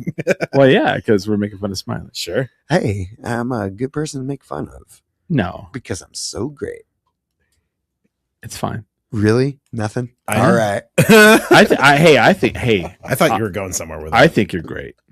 I think you're okay. Anyway, if you guys have an idea for That 20 seems the more 20th fair. anniversary show that's legitimate and not dumb as shit, no, I'm just kidding. I think you should have Travis on. Well, yeah. That's my idea. Well, you could play the trombone. Would you play? Sure. Would you play your trombone? Can Sure you shoot dance fire monkey. from it? When Smiley makes a joke, would you go wop wop wop wop? Can you make that with honest, yeah, I'll do that right now. I'll go to my trunk. I got a trombone in the car. Please don't. you have your emergency trombone. I've got to have one. I mean, favorite Quick. jokes are already. So wait, the guitar they call it an axe. What do they call the trombone? It's Get- just called the bone. Get my I don't know. bone. I don't know, but they called me a hoe a lot in college. Get the hoe. I'm about to lay it down. Wah, wah, wah. Question. Do you have the trombone in the car? Do you have that little toilet plunger thing? It's a No, it is. It literally is. So the joke is when you go to buy a plunger mute, you get a free stick because you go to the hardware store. Literally, you just buy a plunger from You the just keep hardware going store. through them. They just keep going back. They're Yeah, all. man. Yeah, Hey, but Travis. you have to cut a hole in it. So you have to cut a hole in it so that it doesn't. Does this come with a hole? It doesn't. All right. What I want to know is who was the first trombonist that was like, man, I need to mute this thing. what can I use? And they're in there like shit, and they're like, oh hell yeah. This So- might fit. So they used to use hats too. Oh And yeah. So yeah. you get you get a real plunger. You go to the hardware store and you get Mhm. a real plunger for a plunger mute, and then they make they make these hats that are the shape of like a bowler hat, Right. but it's made out of the same stuff as a stone line mute, and so you have to buy the hat mute. Can you But- wear it? I mean, you could, but it doesn't look good. And then you go buy the real plunger. So you spend, I don't know, $50-$70 on the hat, and then you spend $7 on the plunger. That's fucking. Well, you know, an hilarious. actual hat costs about $70. So A good a real good one. Yeah. Well, a decently sure. starting at. if it's got some beaver pelt in it, then it's Okay. going to be at least $70. Yeah, but would you want to put one of those Yeah. over a trombone? Why not? The humidity. I don't know. Oh, I don't know I don't either. because of all. Do you have does the trombone have a spit thing? Yes, No, because valve. Oh, yeah. well, I'm pretty sure beavers call- are like waterproof. We call it. I think it'd be fine. Well, then I don't know. I think you you got to go to the gas station to figure that out. and you better have an expensive one because Sure. So the trombone does have a spit valve. When I was teaching middle school, I used to call it the it's I mean no, it's not spit, it's music juice. That's what okay. Juice. All right, when you fair produce enough. music, it produces a juice, and then it has to be emptied from the instrument. Wheezing the And juice. excretion. Sure, Okay. sure. A natural byproduct of the music making process, the music juice. Oh wow. Seventh graders really get a kick out of that. I'm just pushing it medically to make it sound weirder. Sure. Do you teach 7th graders? I used to. Oh yeah, no, I do still teach middle schoolers. I'm working at a program that teaches rock band in the South Valley. No way. Albuquerque. Yeah. We used What's that called? It's called the Empowerment Through Music okay. program. Not like Rock 101 or No. Rock 101 is great. They're doing great work, and I think they played today. I think. Yeah, and Kevin Herrig does great work. They had a matinee show today at Launchpad. He's got a great band, and his students produce good bands. There's a band, the Honeys, they're all Rock 101. Oh, yeah, they're great. Yeah, that's cool. Yeah, they're great. See, you don't have to meet with your friend to drink. You just start in middle school. Yeah, exactly. Yeah. And so, no, this is not through Rock 101, and I really love what Kevin's doing. I think he's doing great work. Mm-hmm. This is with, it used to be, we recently merged with the Outpost Performance Space. Oh, okay. But Arthur Metters is the guy who runs it, and he's one of the best bass players in town, if not the best. If you're asking me, what does he play bass in? He's been playing in Albuquerque for a really long time, and he does a lot of like session work. He steps in with people.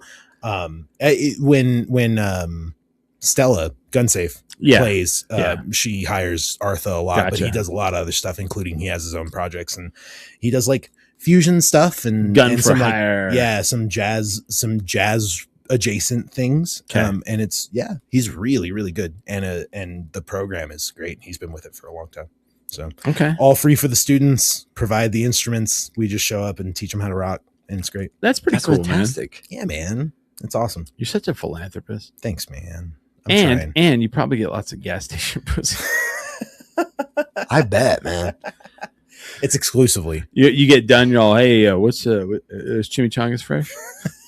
Those fresh? Oh, can I get some taco sauce on that? Are there some fresh bean and cheese in the back? Hey, question though. Allsup's fresh chimichanga is pretty damn good though. I fuck with an Allsup's chimichanga. But 6-hour-old chimichanga also pretty good if you got the sauce. I mean, I kind of want a chimichanga now, but you're making me hungry. I know all of these Topo Chicos. Damn it, Topo Chico. But man, that's pretty cool though. I dig that. I dig that you guys do that, man. Because like, I feel like right now I'm a little worried a little bit, and I hope I'm wrong, but I feel like we came out of 2020, or out of the pandemic, band wise, like firing on all cylinders. There was a lot of bands, and right now it's like falling off. Have you seen that?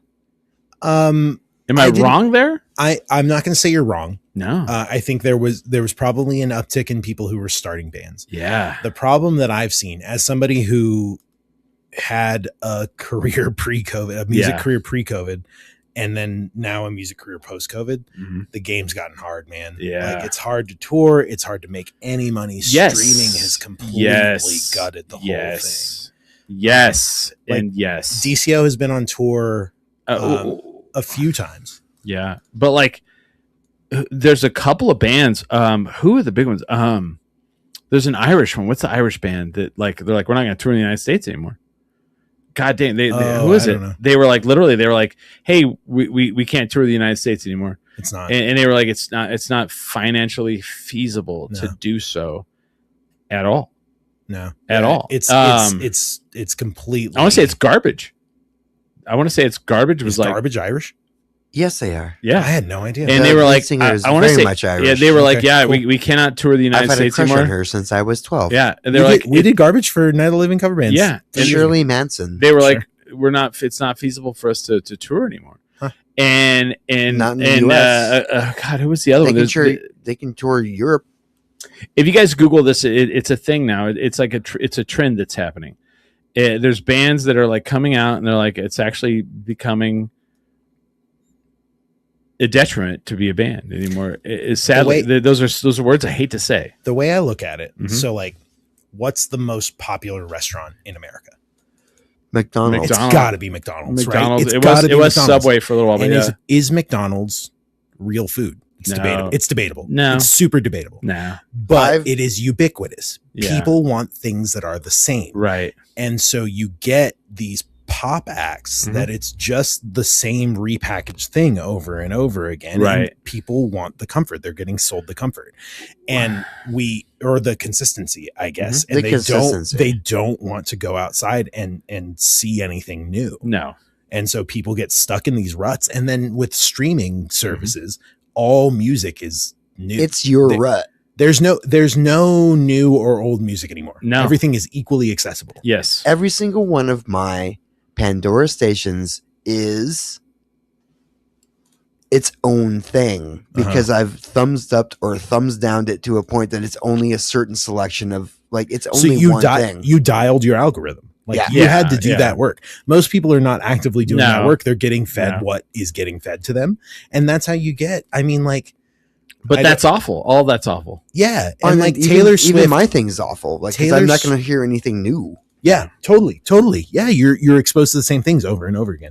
And then Taylor Swift can sell all of these like limited edition versions of this new album, Life of a Showgirl or whatever it's called, which is like the album is fine. There's nothing wrong with it. Have you not been seeing like all the preaching I've been doing? I did it on the 10 drink minimum like thing. Like it's completely fine. And everyone's like, I think you're sounding bitter. And I'm like, I'm not sounding bitter. Be practical. There's no such and it's not just music. It's not just music. It's not music. It's music. It's movies. It's pop culture. There's no such thing. There's no such thing as cool people anymore. There's no such thing as icons anymore. Like everyone's like, well, Taylor Swift's an icon. She's a cool person. Is she? There's one medium. I think there's one medium that is doing well. Smiley, same. Please. There's one medium that's doing well, and it's television.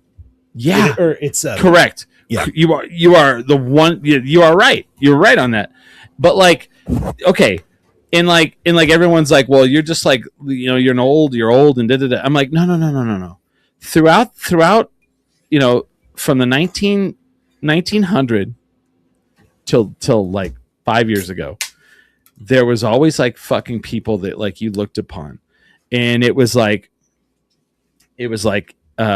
fucking Charlie Chaplin, whether it was Marilyn Monroe, whether it was fucking Steve McQueen, whether it was fucking are you kidding me? Freaking Paul Newman, Clint Eastwood, James Stewart, Jane Mansfield, Jimmy Stewart. Sure. In the 80s, it was like Prince. It was like fucking all these different like people where you were like, damn, that motherfucker is cool. Like everything they do is fucking cool. Everything they do is badass. Like, oh, look at him riding a motorcycle. Look at him kicking ass, just kicking it. Like, just no fucks given. Patrick Swayze, fucking, and like the only one I could think of right now, the only star in Hollywood right now I could think of like that. There's a couple, is like Brad Pitt. Like, he doesn't give a fuck, and everything he does, you're like, God damn it, he looks fucking cool at that. Adam Scott's getting there. Really? Severance? Severance is great. I mean, it's great. Parks and Rec, like but I he's like kind of he's a dork. Cool though. He's kind of a dork. He's a modern. I think he's a modern icon. Yeah, you think he's but like modern cool? Timothy Chalamet. Chalamet. Sorry. No, you're good. Oh yeah, but like, sure. but like, I feel He's I feel like the geek culture part of it is kind of killing it. Like, and I don't know if that's right or wrong. I mean, like, is it like David Bowie? Sure, David Bowie. I mean, like, and then you can point like to fashion, like whatever. Like who? Okay, who's pushing the bounds? Like who's pushing the bounds? Like okay, let's go into fashion. Okay, who are the big people in fashion now? Well, no men. No, I'm talking about like the people making clothes. Oh, dude, you're gonna have to count me out of this. No, he's the guy. Again. You're the fashion guy. Again, no men. No men. No men. You know what? Good. Men are trash. All right. I'll say it. Well, for fashion, for sure. Fair enough. Who's it? What houses? What's that movie with the ring around her head and the actress she plays? Are you talking about The Devil Wears Prada? No. She's the current Black Widow in the Marvel universe. Scarlett Johansson. She died. The current one. Oh, you mean the other person, like her sister, like she plays her sister. I can't think of her name. Who's the actress's name? Okay, she is the epitome of fashion right now. But I'm not talking about. I'm not talking about a person. Person wearing fashion. Florence You're talking Florence Pugh. Okay, Florence Pugh. You're not talking about people wearing fashion. You're talking about people making fashion. You don't think she's making fashion right now? I think she is. No. She is peddling. Okay, fashion. I think she's peddling fashion. Okay. But who out there is making fashion right now? Like what? Like Gucci, Chanel. Like who's making fashion? Right, Versace. Like who's doing it? What is the fashion? Oh, like the brands? Yes. Oh man, dude. All right. Who? Well, it depends on where. I see none. Like I go out in public, I see Crocs, and I see Dude, fucking. It's because nobody cares anymore. No one gives up. That's what I'm trying to say. That's what I'm saying. When's the last time you went to the mall, man? I mean, I went to the mall recently. I went to the mall around Christmas. And it was a goddamn night. Again, you don't see my preaching because I go to the mall and people go to this clothing store, and I walk in and I go, cool. I can buy all these different items of clothing as long as they are tan, black, and white. We're in a neutral era, man. And that's it. And that's fucking it. I think, the 80s sort of yuppie culture. Yeah. Where color is rebellion right now. Right. 100%. I think we're living into that sort of like everyone is a part of the machine. Yes, and you need to look the part. I wanted to have a comeback, but I didn't have one. You're saying it correctly. Everyone's part of the machine because they want you to be part of the machine. They want you to fucking like become bland and boring because then you're a drone. And like I always go to cars and everybody's like, well, you're a car guy. Well, yeah. Well, cars have always been the height of fucking aesthetics and fucking culture and style. Like you name a car that's came out in the last 5 years that you're like, damn, that is a beautiful fucking car. Name a James Bond movie that was not around a car. Okay, honestly, dude, like if you get me going on cars, I think we organized our society around the dumbest way to get around. Yeah, it's the most individualistic. Like, look at me. Yeah, well, but that's what they want. I mean, that goes back to everyone becoming autonomous. They want you to be a subscriber. And they want they don't even want you to own the car. No, they want you to pay for the car to come pick you up to go to work every day. And you got to pay extra for the heated seats. Right. And you got to pay a subscription for the heated seats. And the thing is like, well, we're all used to the cars looking alike because I own a Porsche, but it looks just like the Buick. It looks just like the fucking Chevy. Yeah. It looks just like the other. And the only manufacturer that I know of right now that's like, I don't give a fuck about all that. Fuck them. It's Toyota. Toyota's like, yeah, man, we make a truck like everyone else. We do. We make the crossover car like everybody else. But also, we just came out with a $300,000 supercar. We just came out with. We're about to come out with fucking a mid-engine fucking Celica. Well, Americans invented the car, but Japanese. Toyota perfected it. Yeah. But they're still making sports cars because the guy that fucking runs Toyota is a race driver. Sure. Nice. So it's always catering to the interests of the people with the capital.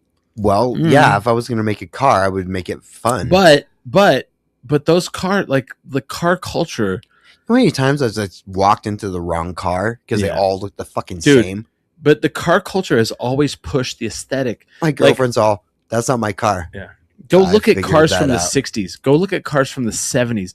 The lines, the curves. Cars don't have curves anymore. No one's worried about design anymore. No, there's no design. It's all how can we make this the cheapest we possibly can? Yes, but the most appealing. Well, no, it's not. No, it's general appeal. I don't feel like it's appeal. It's like this car looks good enough. They found and it goes from A to B because our generation likes to drive. Do you like to drive?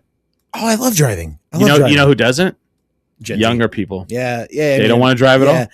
It's scary. Driving's scary. Is it? I mean, you brought up something interesting. Mm-hmm. Like, is it that we're not? it has nothing to do with appeal, or is it watering down because we're trying to appeal to we're everyone? watering it all down, and we're like, well, this is the best looking car you can buy. Is it a matter of trying to appeal to everyone and therefore pleasing no one? Or I honestly feel like they want you eventually. So here's the thing that blows my mind is like I'm one of those guys that I take all the data and I throw it out there wide on a wide berth. So Lyft and Uber operate at a loss every year. They lose millions of dollars every year, both of them. Like for years, they've never made a profit. They just constantly lose money, and the thing is they're constantly pulling in firms to like fund them because their goal is not to make money on the short term. Their goal is the long term. their goal is to take over the taxi industry and to no, they've already done that. Well, Taxis are wiped out, but their goal is to get rid of the person Driving. in that seat. because they had to get rid of the professionals first. Well, no, because Right. the taxi drivers are professionals, Right. Like you don't hire a taxi right, and tell them how to get where you're going. They Mhm. know exactly where they're going, right. and then you take away the professionals, Which and you good say, or bad, because some of them are sure, whatever. You know, I don't some know of what them you're are talking about. some of All them are my cab sketchy. drivers Yeah. are great. Right. But some of them, whatever, you can make the argument. Some of them Right. are sketchy. So maybe we should have different cab drivers. Maybe it should just be regular people. Well, no, maybe but, you should just be able to share but- your car. But their I don't think you goal guys took enough cabs. is to get rid of the driver. And this is an intermediate step. I think Yep. getting rid No, of the it is. professionals is an intermediate step to getting rid of the driver entirely. They've stated this. Mhm. They've stated that their long game is once they get rid of the driver and the cars are autonomous, then they will just be they will own everything. Mhm. They will have a monopoly. It's it's not a monopoly. Well, Chris. It's vertical integration. Vertical integration. and at that point, Get fucked, man. all of those people make their money back. Mhm. All of those firms make their money. They have to.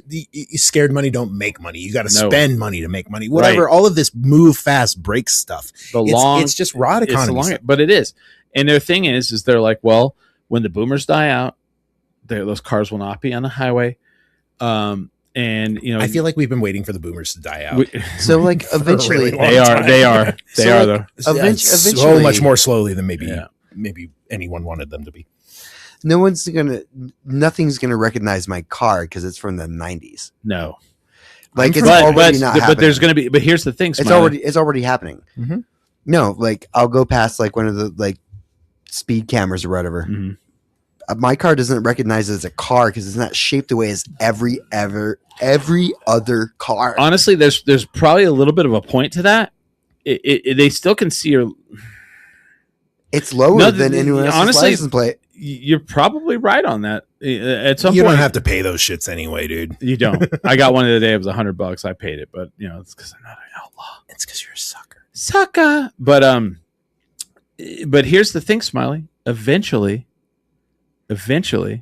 my car, your car will be illegal. They will not allow us. I'll have to have a special license to No. drive my freaking. Mm-mm. You'll have to. Here's no. Oh, Okay, hold on. fun fact. Let me fun explain. fact. Let me explain. You to don't actually need a license to drive a car. I can do that all day long. I didn't have a license for like 10 years.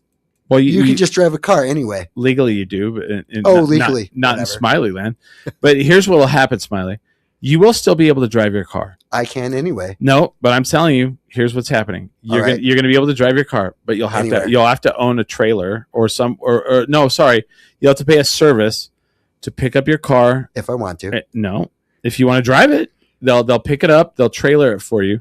It'll trailer it to the area of town where it drops it off and it dumps it off, and then you can drive around the track area where they legally allow you to drive a car. Oh, you're talking about legality. Yeah. Oh, I don't work with that. Legality has nothing to do with morality. Well, Yeah. when all the cars are automated, Smiley, they will not allow you to drive it on the freeway anymore. I watched Oh, yeah. iRobot. Let me, I heard that. Yeah, they can stop me. They can. Come They and will. take it. Yeah, They will. they will. Don't step on Snick. You'll see me on the fucking news. It was Fucking said. come are and you take a- my car. Are you a libertarian? I'm not a libertarian, but like the thing that really sounded out to me, and I don't know if this is him or not, but someone quoted this thing to me, and when I first heard it, I was like, that's preposterous. And the more I thought about it, the more I was like, Fuck. That is correct. And someone said it was Neil deGrasse Tyson. I don't know if that's true. I'm not going to say that's true. And he said when we went from horse and buggy on the roads to an automobile, it was a relatively quick process. Almost overnight. Like very fast. And it will be the same from when we go from us driving to automated cars. And I said, I disagree with that. And then immediately someone goes, well, yeah, but young people don't drive. And I went, fuck. As young people become more capable of making that decision and more empowered to decide what cars look like. Yeah. Yes. So the thing that gets me about autonomous cars is the philosophical issue. What's the philosophical issue? Of like, they like if you're a criminal, they can pull like they could direct the car. I'm thinking more specifically. The fact that they're just like running over people. It's like a trolley problem. Okay, so there's the car has to make a decision. Between plowing into a median that's directly ahead, or turning a little bit and going into a crowd. Like, does it kill the passenger? Or does it kill the crowd? And I think it's going to have to make that decision. At some point, a machine is going to have to make that decision. You're correct. Right now, it's the crowd. Okay. They just an autonomous car just hit a kid like day before yesterday, and they will. Yeah. Okay, but here's what's fucking. God, this is where I'm so torn because I'm in this industry and I'm part of it. When they make everything autonomous, the amount of fatalities due to auto wrecks and pedestrian crashes will go down so drastically. Do we know that? Yes. How? I mean, because they've done like the simulations that they do, and I know that you're going to be like, well, but the thing is they do simulations. If people we would not have traffic jams if everyone people weren't fuckers. Well, I'm saying if you're in the if every vehicle they've done simulations where they've had highways, right? It's not a simulation. I've been on highways. Hold on. The person in the front is just going slow. Yes. You are correct. So if everyone went the correct speed limit at the correct that they should, there would not be traffic jams. Yeah, they could harmoniously get everyone where they need to go with no traffic. How is this? Because it would sit there, the algorithm would sit there and I thought this is what driver's license is for. I think you're engaging in some magical thinking here. I'm not. I'm not. Because it sounds like what you're describing is a network of cars who are all communicating with each other. Well, but what about brands? Like, are brands going to communicate with each other? Yeah, this would like this would be like a monopoly. Toyota's system gonna match with Tesla's system? That's a good question. I mean, those are all good questions. What'll happen is there'll be a federal oversight where they'll have to. Because the federal government is so effective. I know. Oh, yeah. But I'm just saying. I'm telling you. I mean, okay. Let me ask you this question: do you use Google to map and travel every day? No. And it'll tell you like, hey, a lot of traffic in this area. Sure. How does it do that? I have a map in my car. How does it do that? With data from phones. Data from phones. So we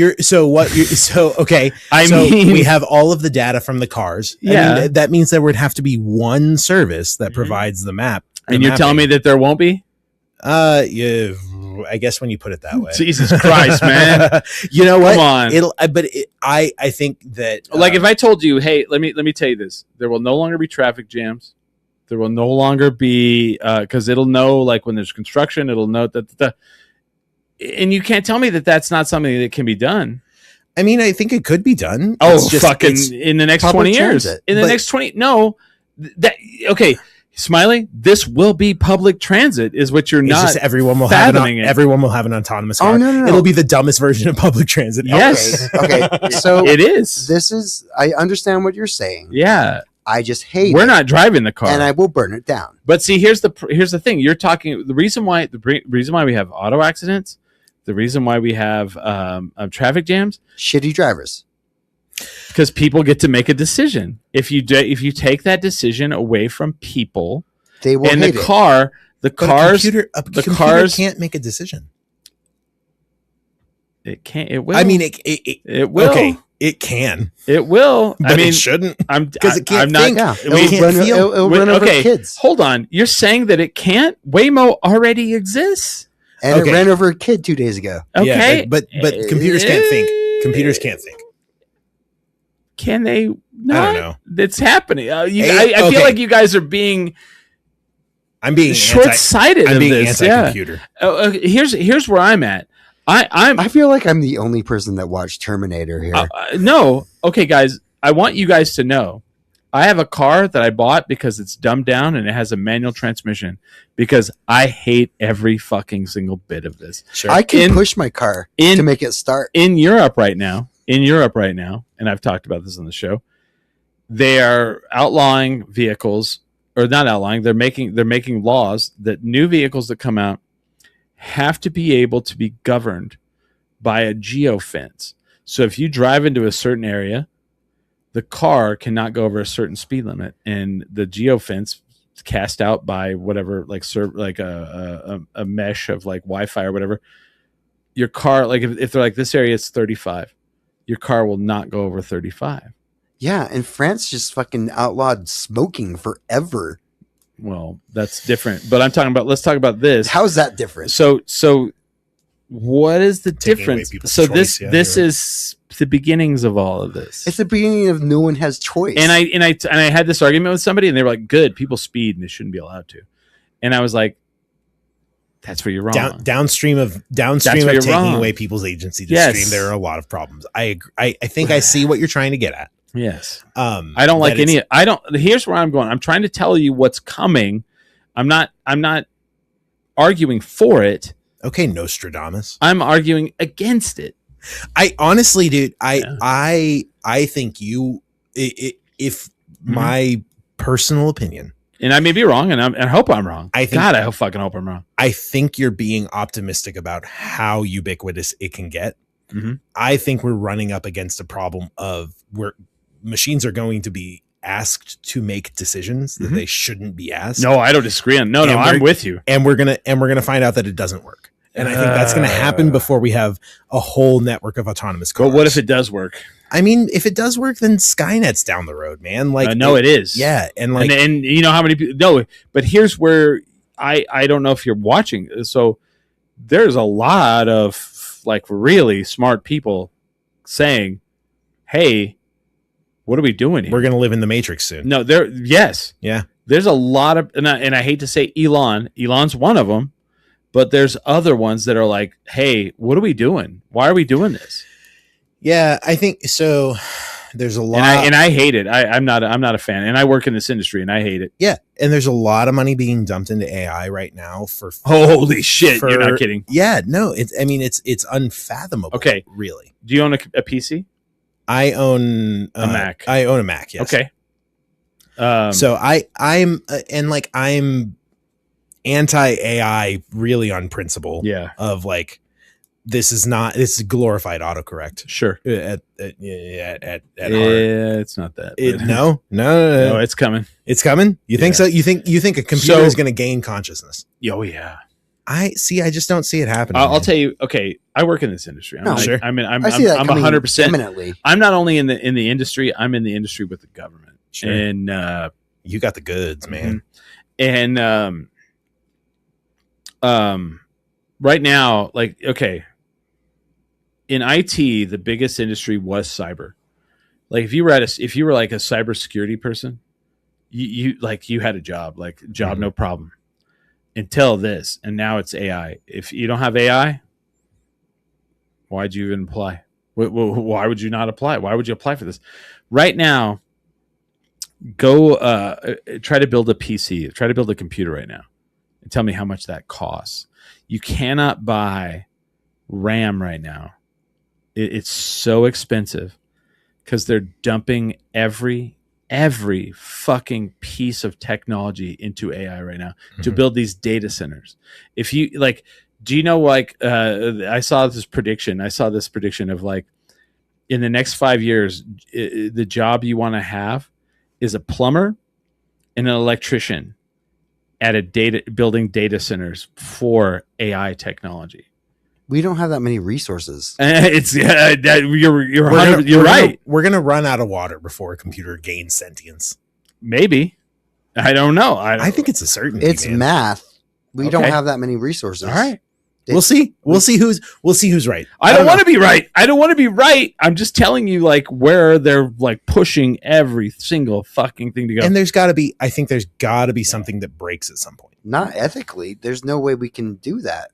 Okay. I think that you're right. They're dumping money into this, and they're fucking it's the bazillions of dollars. The whole thing is, it's a bubble. Like they're dumping tons of money. Yeah, it's getting bigger. They're That's trying going to work for our entire world. And it's been that. I mean, we're just living through more and more once in a generation. Like I saw a thing where a guy used AI to write music, and then used AI to download the music so he could get $10 million.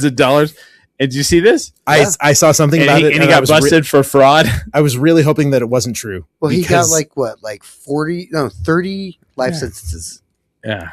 You know what, man? That's what he's on trial for. When our band got 67,000 streams in a month, and we got $87 from it. Yeah. Oh yeah. You know, it's like if somebody is doing the he had thousands of bands that he made up. Well, yeah, and they were made up, and they were AI, and it was all bullshit. And you know, like I think it just casts a lot of light on the consumerism, and they'll just I don't know.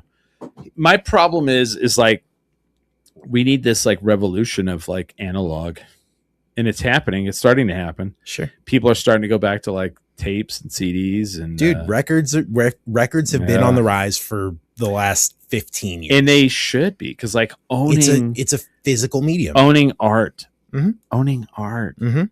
Like, yeah, because everything is in the cloud, everything is digital, everything is ones and zeros. Well, do you see they're suing? Like, I guess there's some group that got every music file that's ever been made, and fucking Spotify is like suing them, and because Spotify is the fucking worst. Seriously, you know what the funnest thing about being sued is you have no money.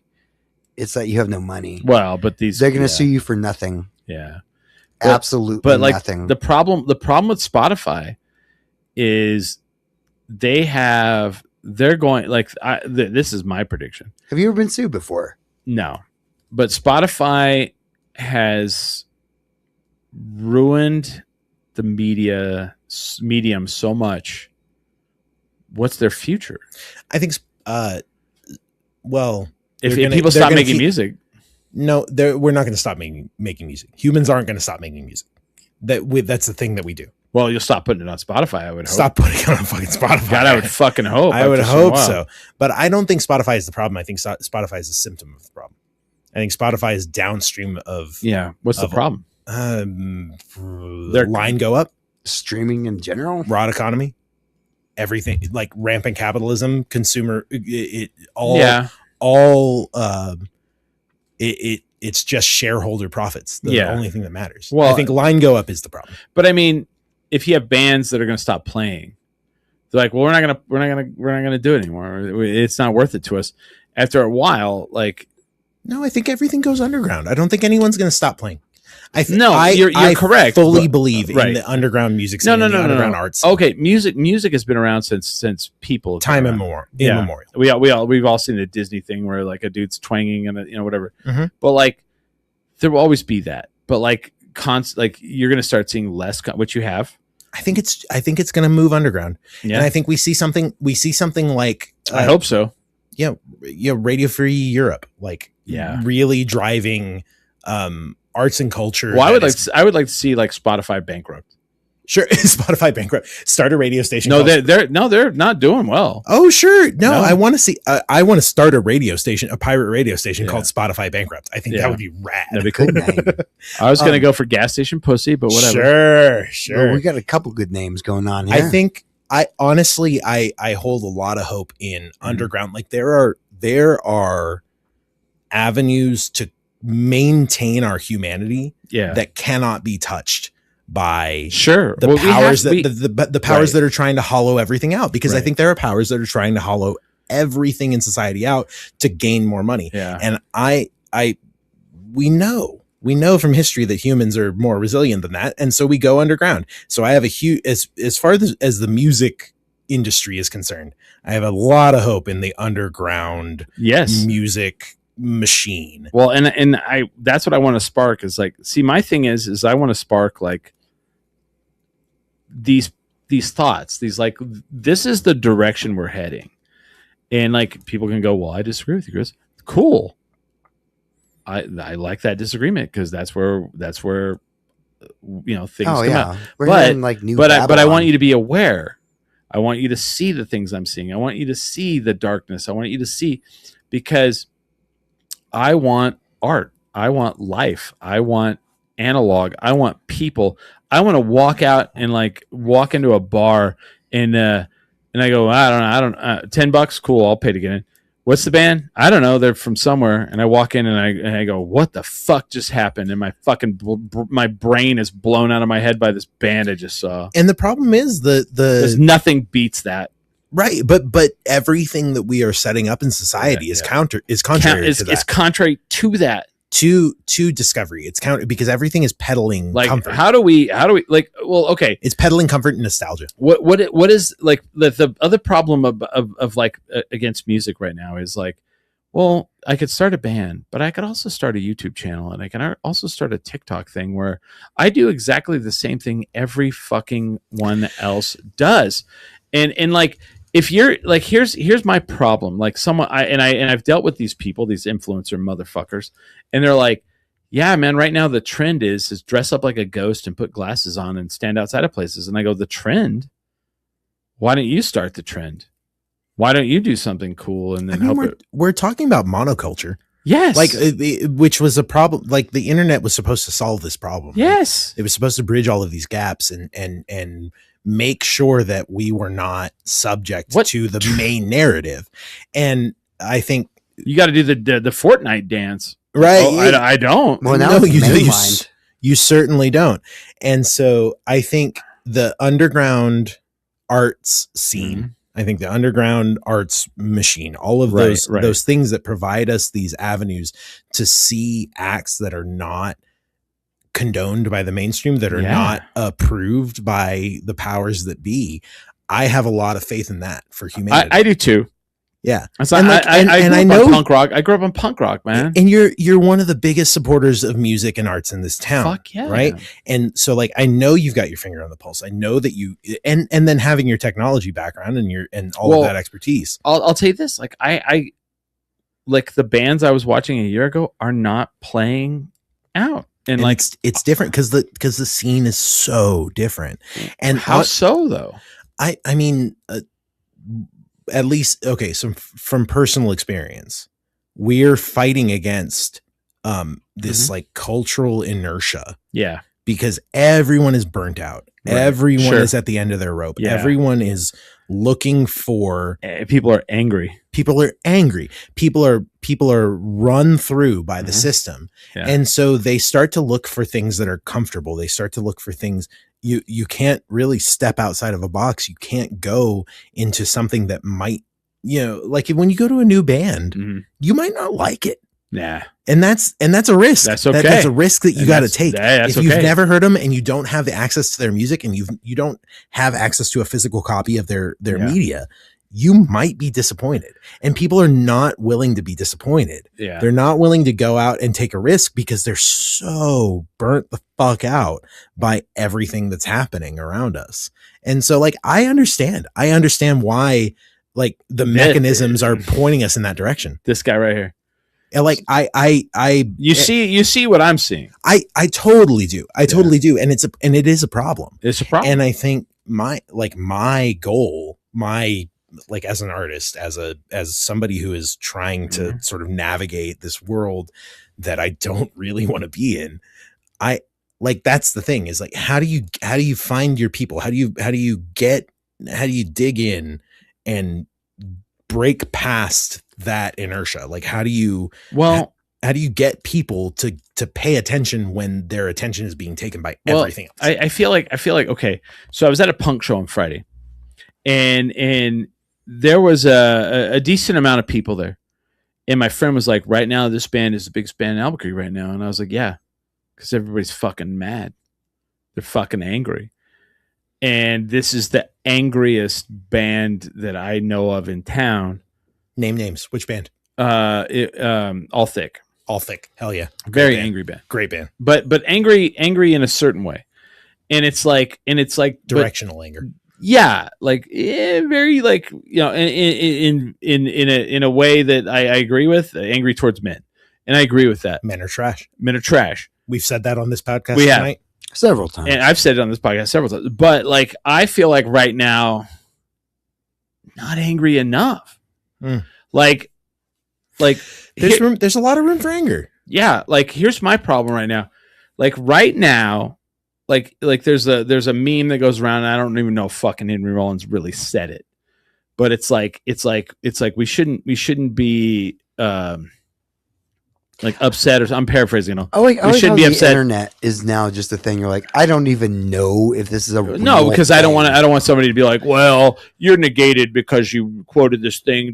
Well, and just what was the gist of the quote? The gist of the thing is like, these are the times that Joe Strummer has prepared you for, and that is correct. Like, we're not mad enough. No one is up there like, hey, you know what? This next song is about fucking anger, because fuck them and fuck all this, and get fucking more mad and get even more fucking angry. Anger's a really powerful motivator. It is. It's also really easily hijacked. It sure can be. Well, we definitely know that right now, because you have these motherfuckers in Austin that hijack the shit out of that, and now they're like, "Oh, damn, what did we do? Shit, we didn't realize we did this." It's hard to steer. And, yeah, very.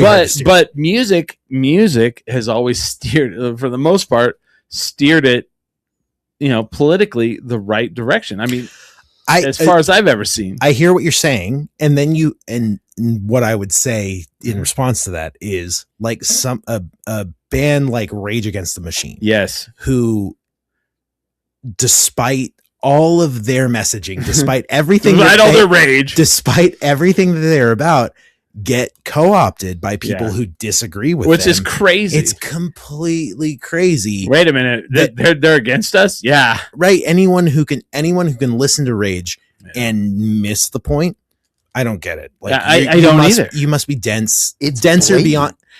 beyond my comprehension. Right. But it does happen. It does happen. And so I think the directionality of anger, but you're also talking about a band that came out in the fucking 1990s. Yeah, in the heyday of America. This is when American culture peaked. The 90s everything's gone downhill from there. Well, but I mean, where are the new Rage Against the Machine? I think they're underground.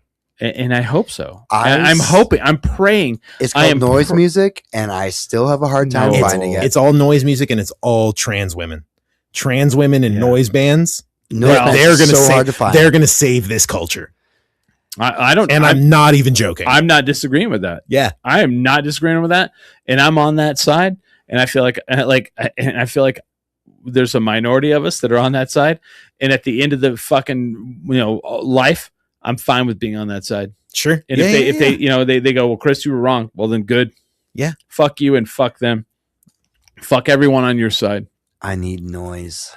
Well, I need right now, and like someone's like, wow, this band's like really hitting. I was like, yeah, because you're fucking angry, and you should be angry. Sure. Hey, shit's awful. Let's start a punk band. Okay. All right. I'll scream into a microphone. I can't play. Hell yeah, brother! I'll play guitar. Fuck yeah. Yeah, man. Yeah. we could pick from the 5 drummers in town. I know most of them. Every one of them is booked this weekend.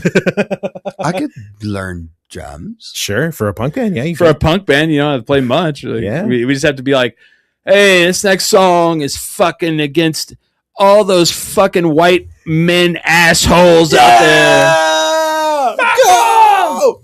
Right, it's like half like feet, right? Sure, yeah, totally. Yeah. Should we talk about something else? No, it's fine. We've gone way over time. No, do you think that was a bad conversation? I think that was a good conversation. not at all. I think that's conversation. There's no answer. Is the problem? Is like everyone wants an answer. And well, that's not what we're here. No. Here's the answer. Is for anybody out there to take this and if you want me to, or if you download this, clip out that conversation, share it with your friends. Share it with kids. Share it with kids, the young people.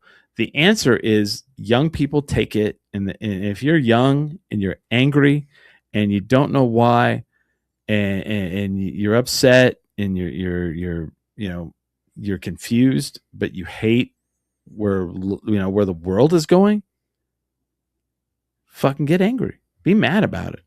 Be fucking not happy. Make some art. Make some art. Fucking go spray paint some shit on a fucking wall. Like whether it's pretty, whether it's not pretty, fucking do it. I it's against the law. You might get arrested, but that's how shit goes. You can start off on your own back porch. But do something that's you. And whatever you do it with your community. Do it with your community is always the most important thing. And I don't mean community as like the world. I mean the community that you live in, the friends that you love. Like if you have friends and they're trying to make laws that make your friends illegal, then they're trying to make laws against you because your friends are you. You know what I mean? Yeah. Like just because you're not what your friends are doesn't mean that you shouldn't stand up for what they are. And it's like, what the fuck? Because that's been my life. Like, like I'm a cis white male, and the most beautiful people I know are not. Mm-hmm. And the fact that the fucking world is against those people means they're against me. And that's how you should be. Like, help your neighbor. When your neighbor's hungry, help your neighbor. When your neighbor needs some money, help your neighbor. And there ain't never going to be a time in life where that is not the case. That's the only thing we have, man. Is fucking each other. Shit. It's the only thing we have is each other. Damn, this Malort's kicking in. Yes, sir. The Topo Chico. God damn you, Travis. God damn you. What a good episode. But that's all. That's all we have. Yeah, we landed. I mean, we landed here, and that's the answer to that's the answer to all of it. Is community. Before the aliens come and take all our souls. God, what is it? What is it? I was just listening to Tracy Chapman earlier today. Oh, she has a fast car. All we have is our souls. Yeah, till the aliens take them. Seriously. And that'll be the good day. So yeah. And I'm glad that we spent this evening together. Damn straight. Talking about this. Yes. Thank you for coming on, man. Thank you for having me. You're welcome anytime. I would love to be Dust City Opera's like, you're never allowed to go. Travis cannot go on this show and ramble again. No, dude, come on back. Hey, I want you back. Let me explain something to you. Clandestine, maybe. If I wanted to end this show, we would have ended this show. But I feel like we had a good conversation. I feel like if there's good conversation to be had, and like the one person listening, that's fine. But like we'll throw this out to the world, and in Hong Kong we're huge right now. In India we're huge right now. In Brazil we're huge right now, and in the United States we do really good in Colorado right now. But but we're like the United States is our fourth biggest. Shout out to the fans all around the world. Yeah. Shout out to Hong Kong, whatever. I'm listening to the Bruce Lee biography right now. Really. He's from California. No, he was not. Well, you are correct. He was born in California. You are correct on that. Wow. I know. What, do you think I was just whistling? But he grew up in Hong Kong because his father was fair enough. Sure. But hey, all those Hong Kong fans, we love you. Yeah, we want you to thrive and survive. And play underground punk music. Fucking it, dude. I would love that. I love that. Yeah. Have you ever seen like the Vato culture in Japan? That shit trips me out. I have not, but Google that. Google it. We're done here. They're like bringing lowrider cars over to Japan, and it's like elbows out and side to side, brother. Andale. Dude, it's crazy because you see them and you're like, fuck, I can't tell. Like they look like they look like they're from the South Valley. Oh yeah, brother. Just one button up here, here, dude. Yeah, and then the women, dude. The women are like with the little like the drawn on eyebrows. Yes. Oh yeah. And the wings, dude. When you see it, you're like, I can't tell, man. Yeah, bro. Hell yeah. Everything the United States says, Japan's like, you can do it better. I gotta move. There's a whole store where they can go buy the clothes. There's like a hot topic for it. Hell yeah. I don't know if I'd call it that, but yeah. All right. I'm going to go look this up right now. All right. We're going to get out of here. Thank you guys for listening. Hopefully start a revolution in your neighborhood, man. Do what you got to do. Make a noise band. Make a noise. Whatever you do, make a noise. Hell yeah. Do something that's you. Just do something that's you. Stand up to the man. That's it. Mhm. That's it. Like, Be you. like go, hey, I feel this. Don't do what like your friend is doing. Don't do what TikTok is doing. Don't do what Reels is doing. Do something that you're like, no one's doing this. I'm going to do this. Hell yeah. And the world changes. Amen, brother. And with that, we are 10 drink minimum.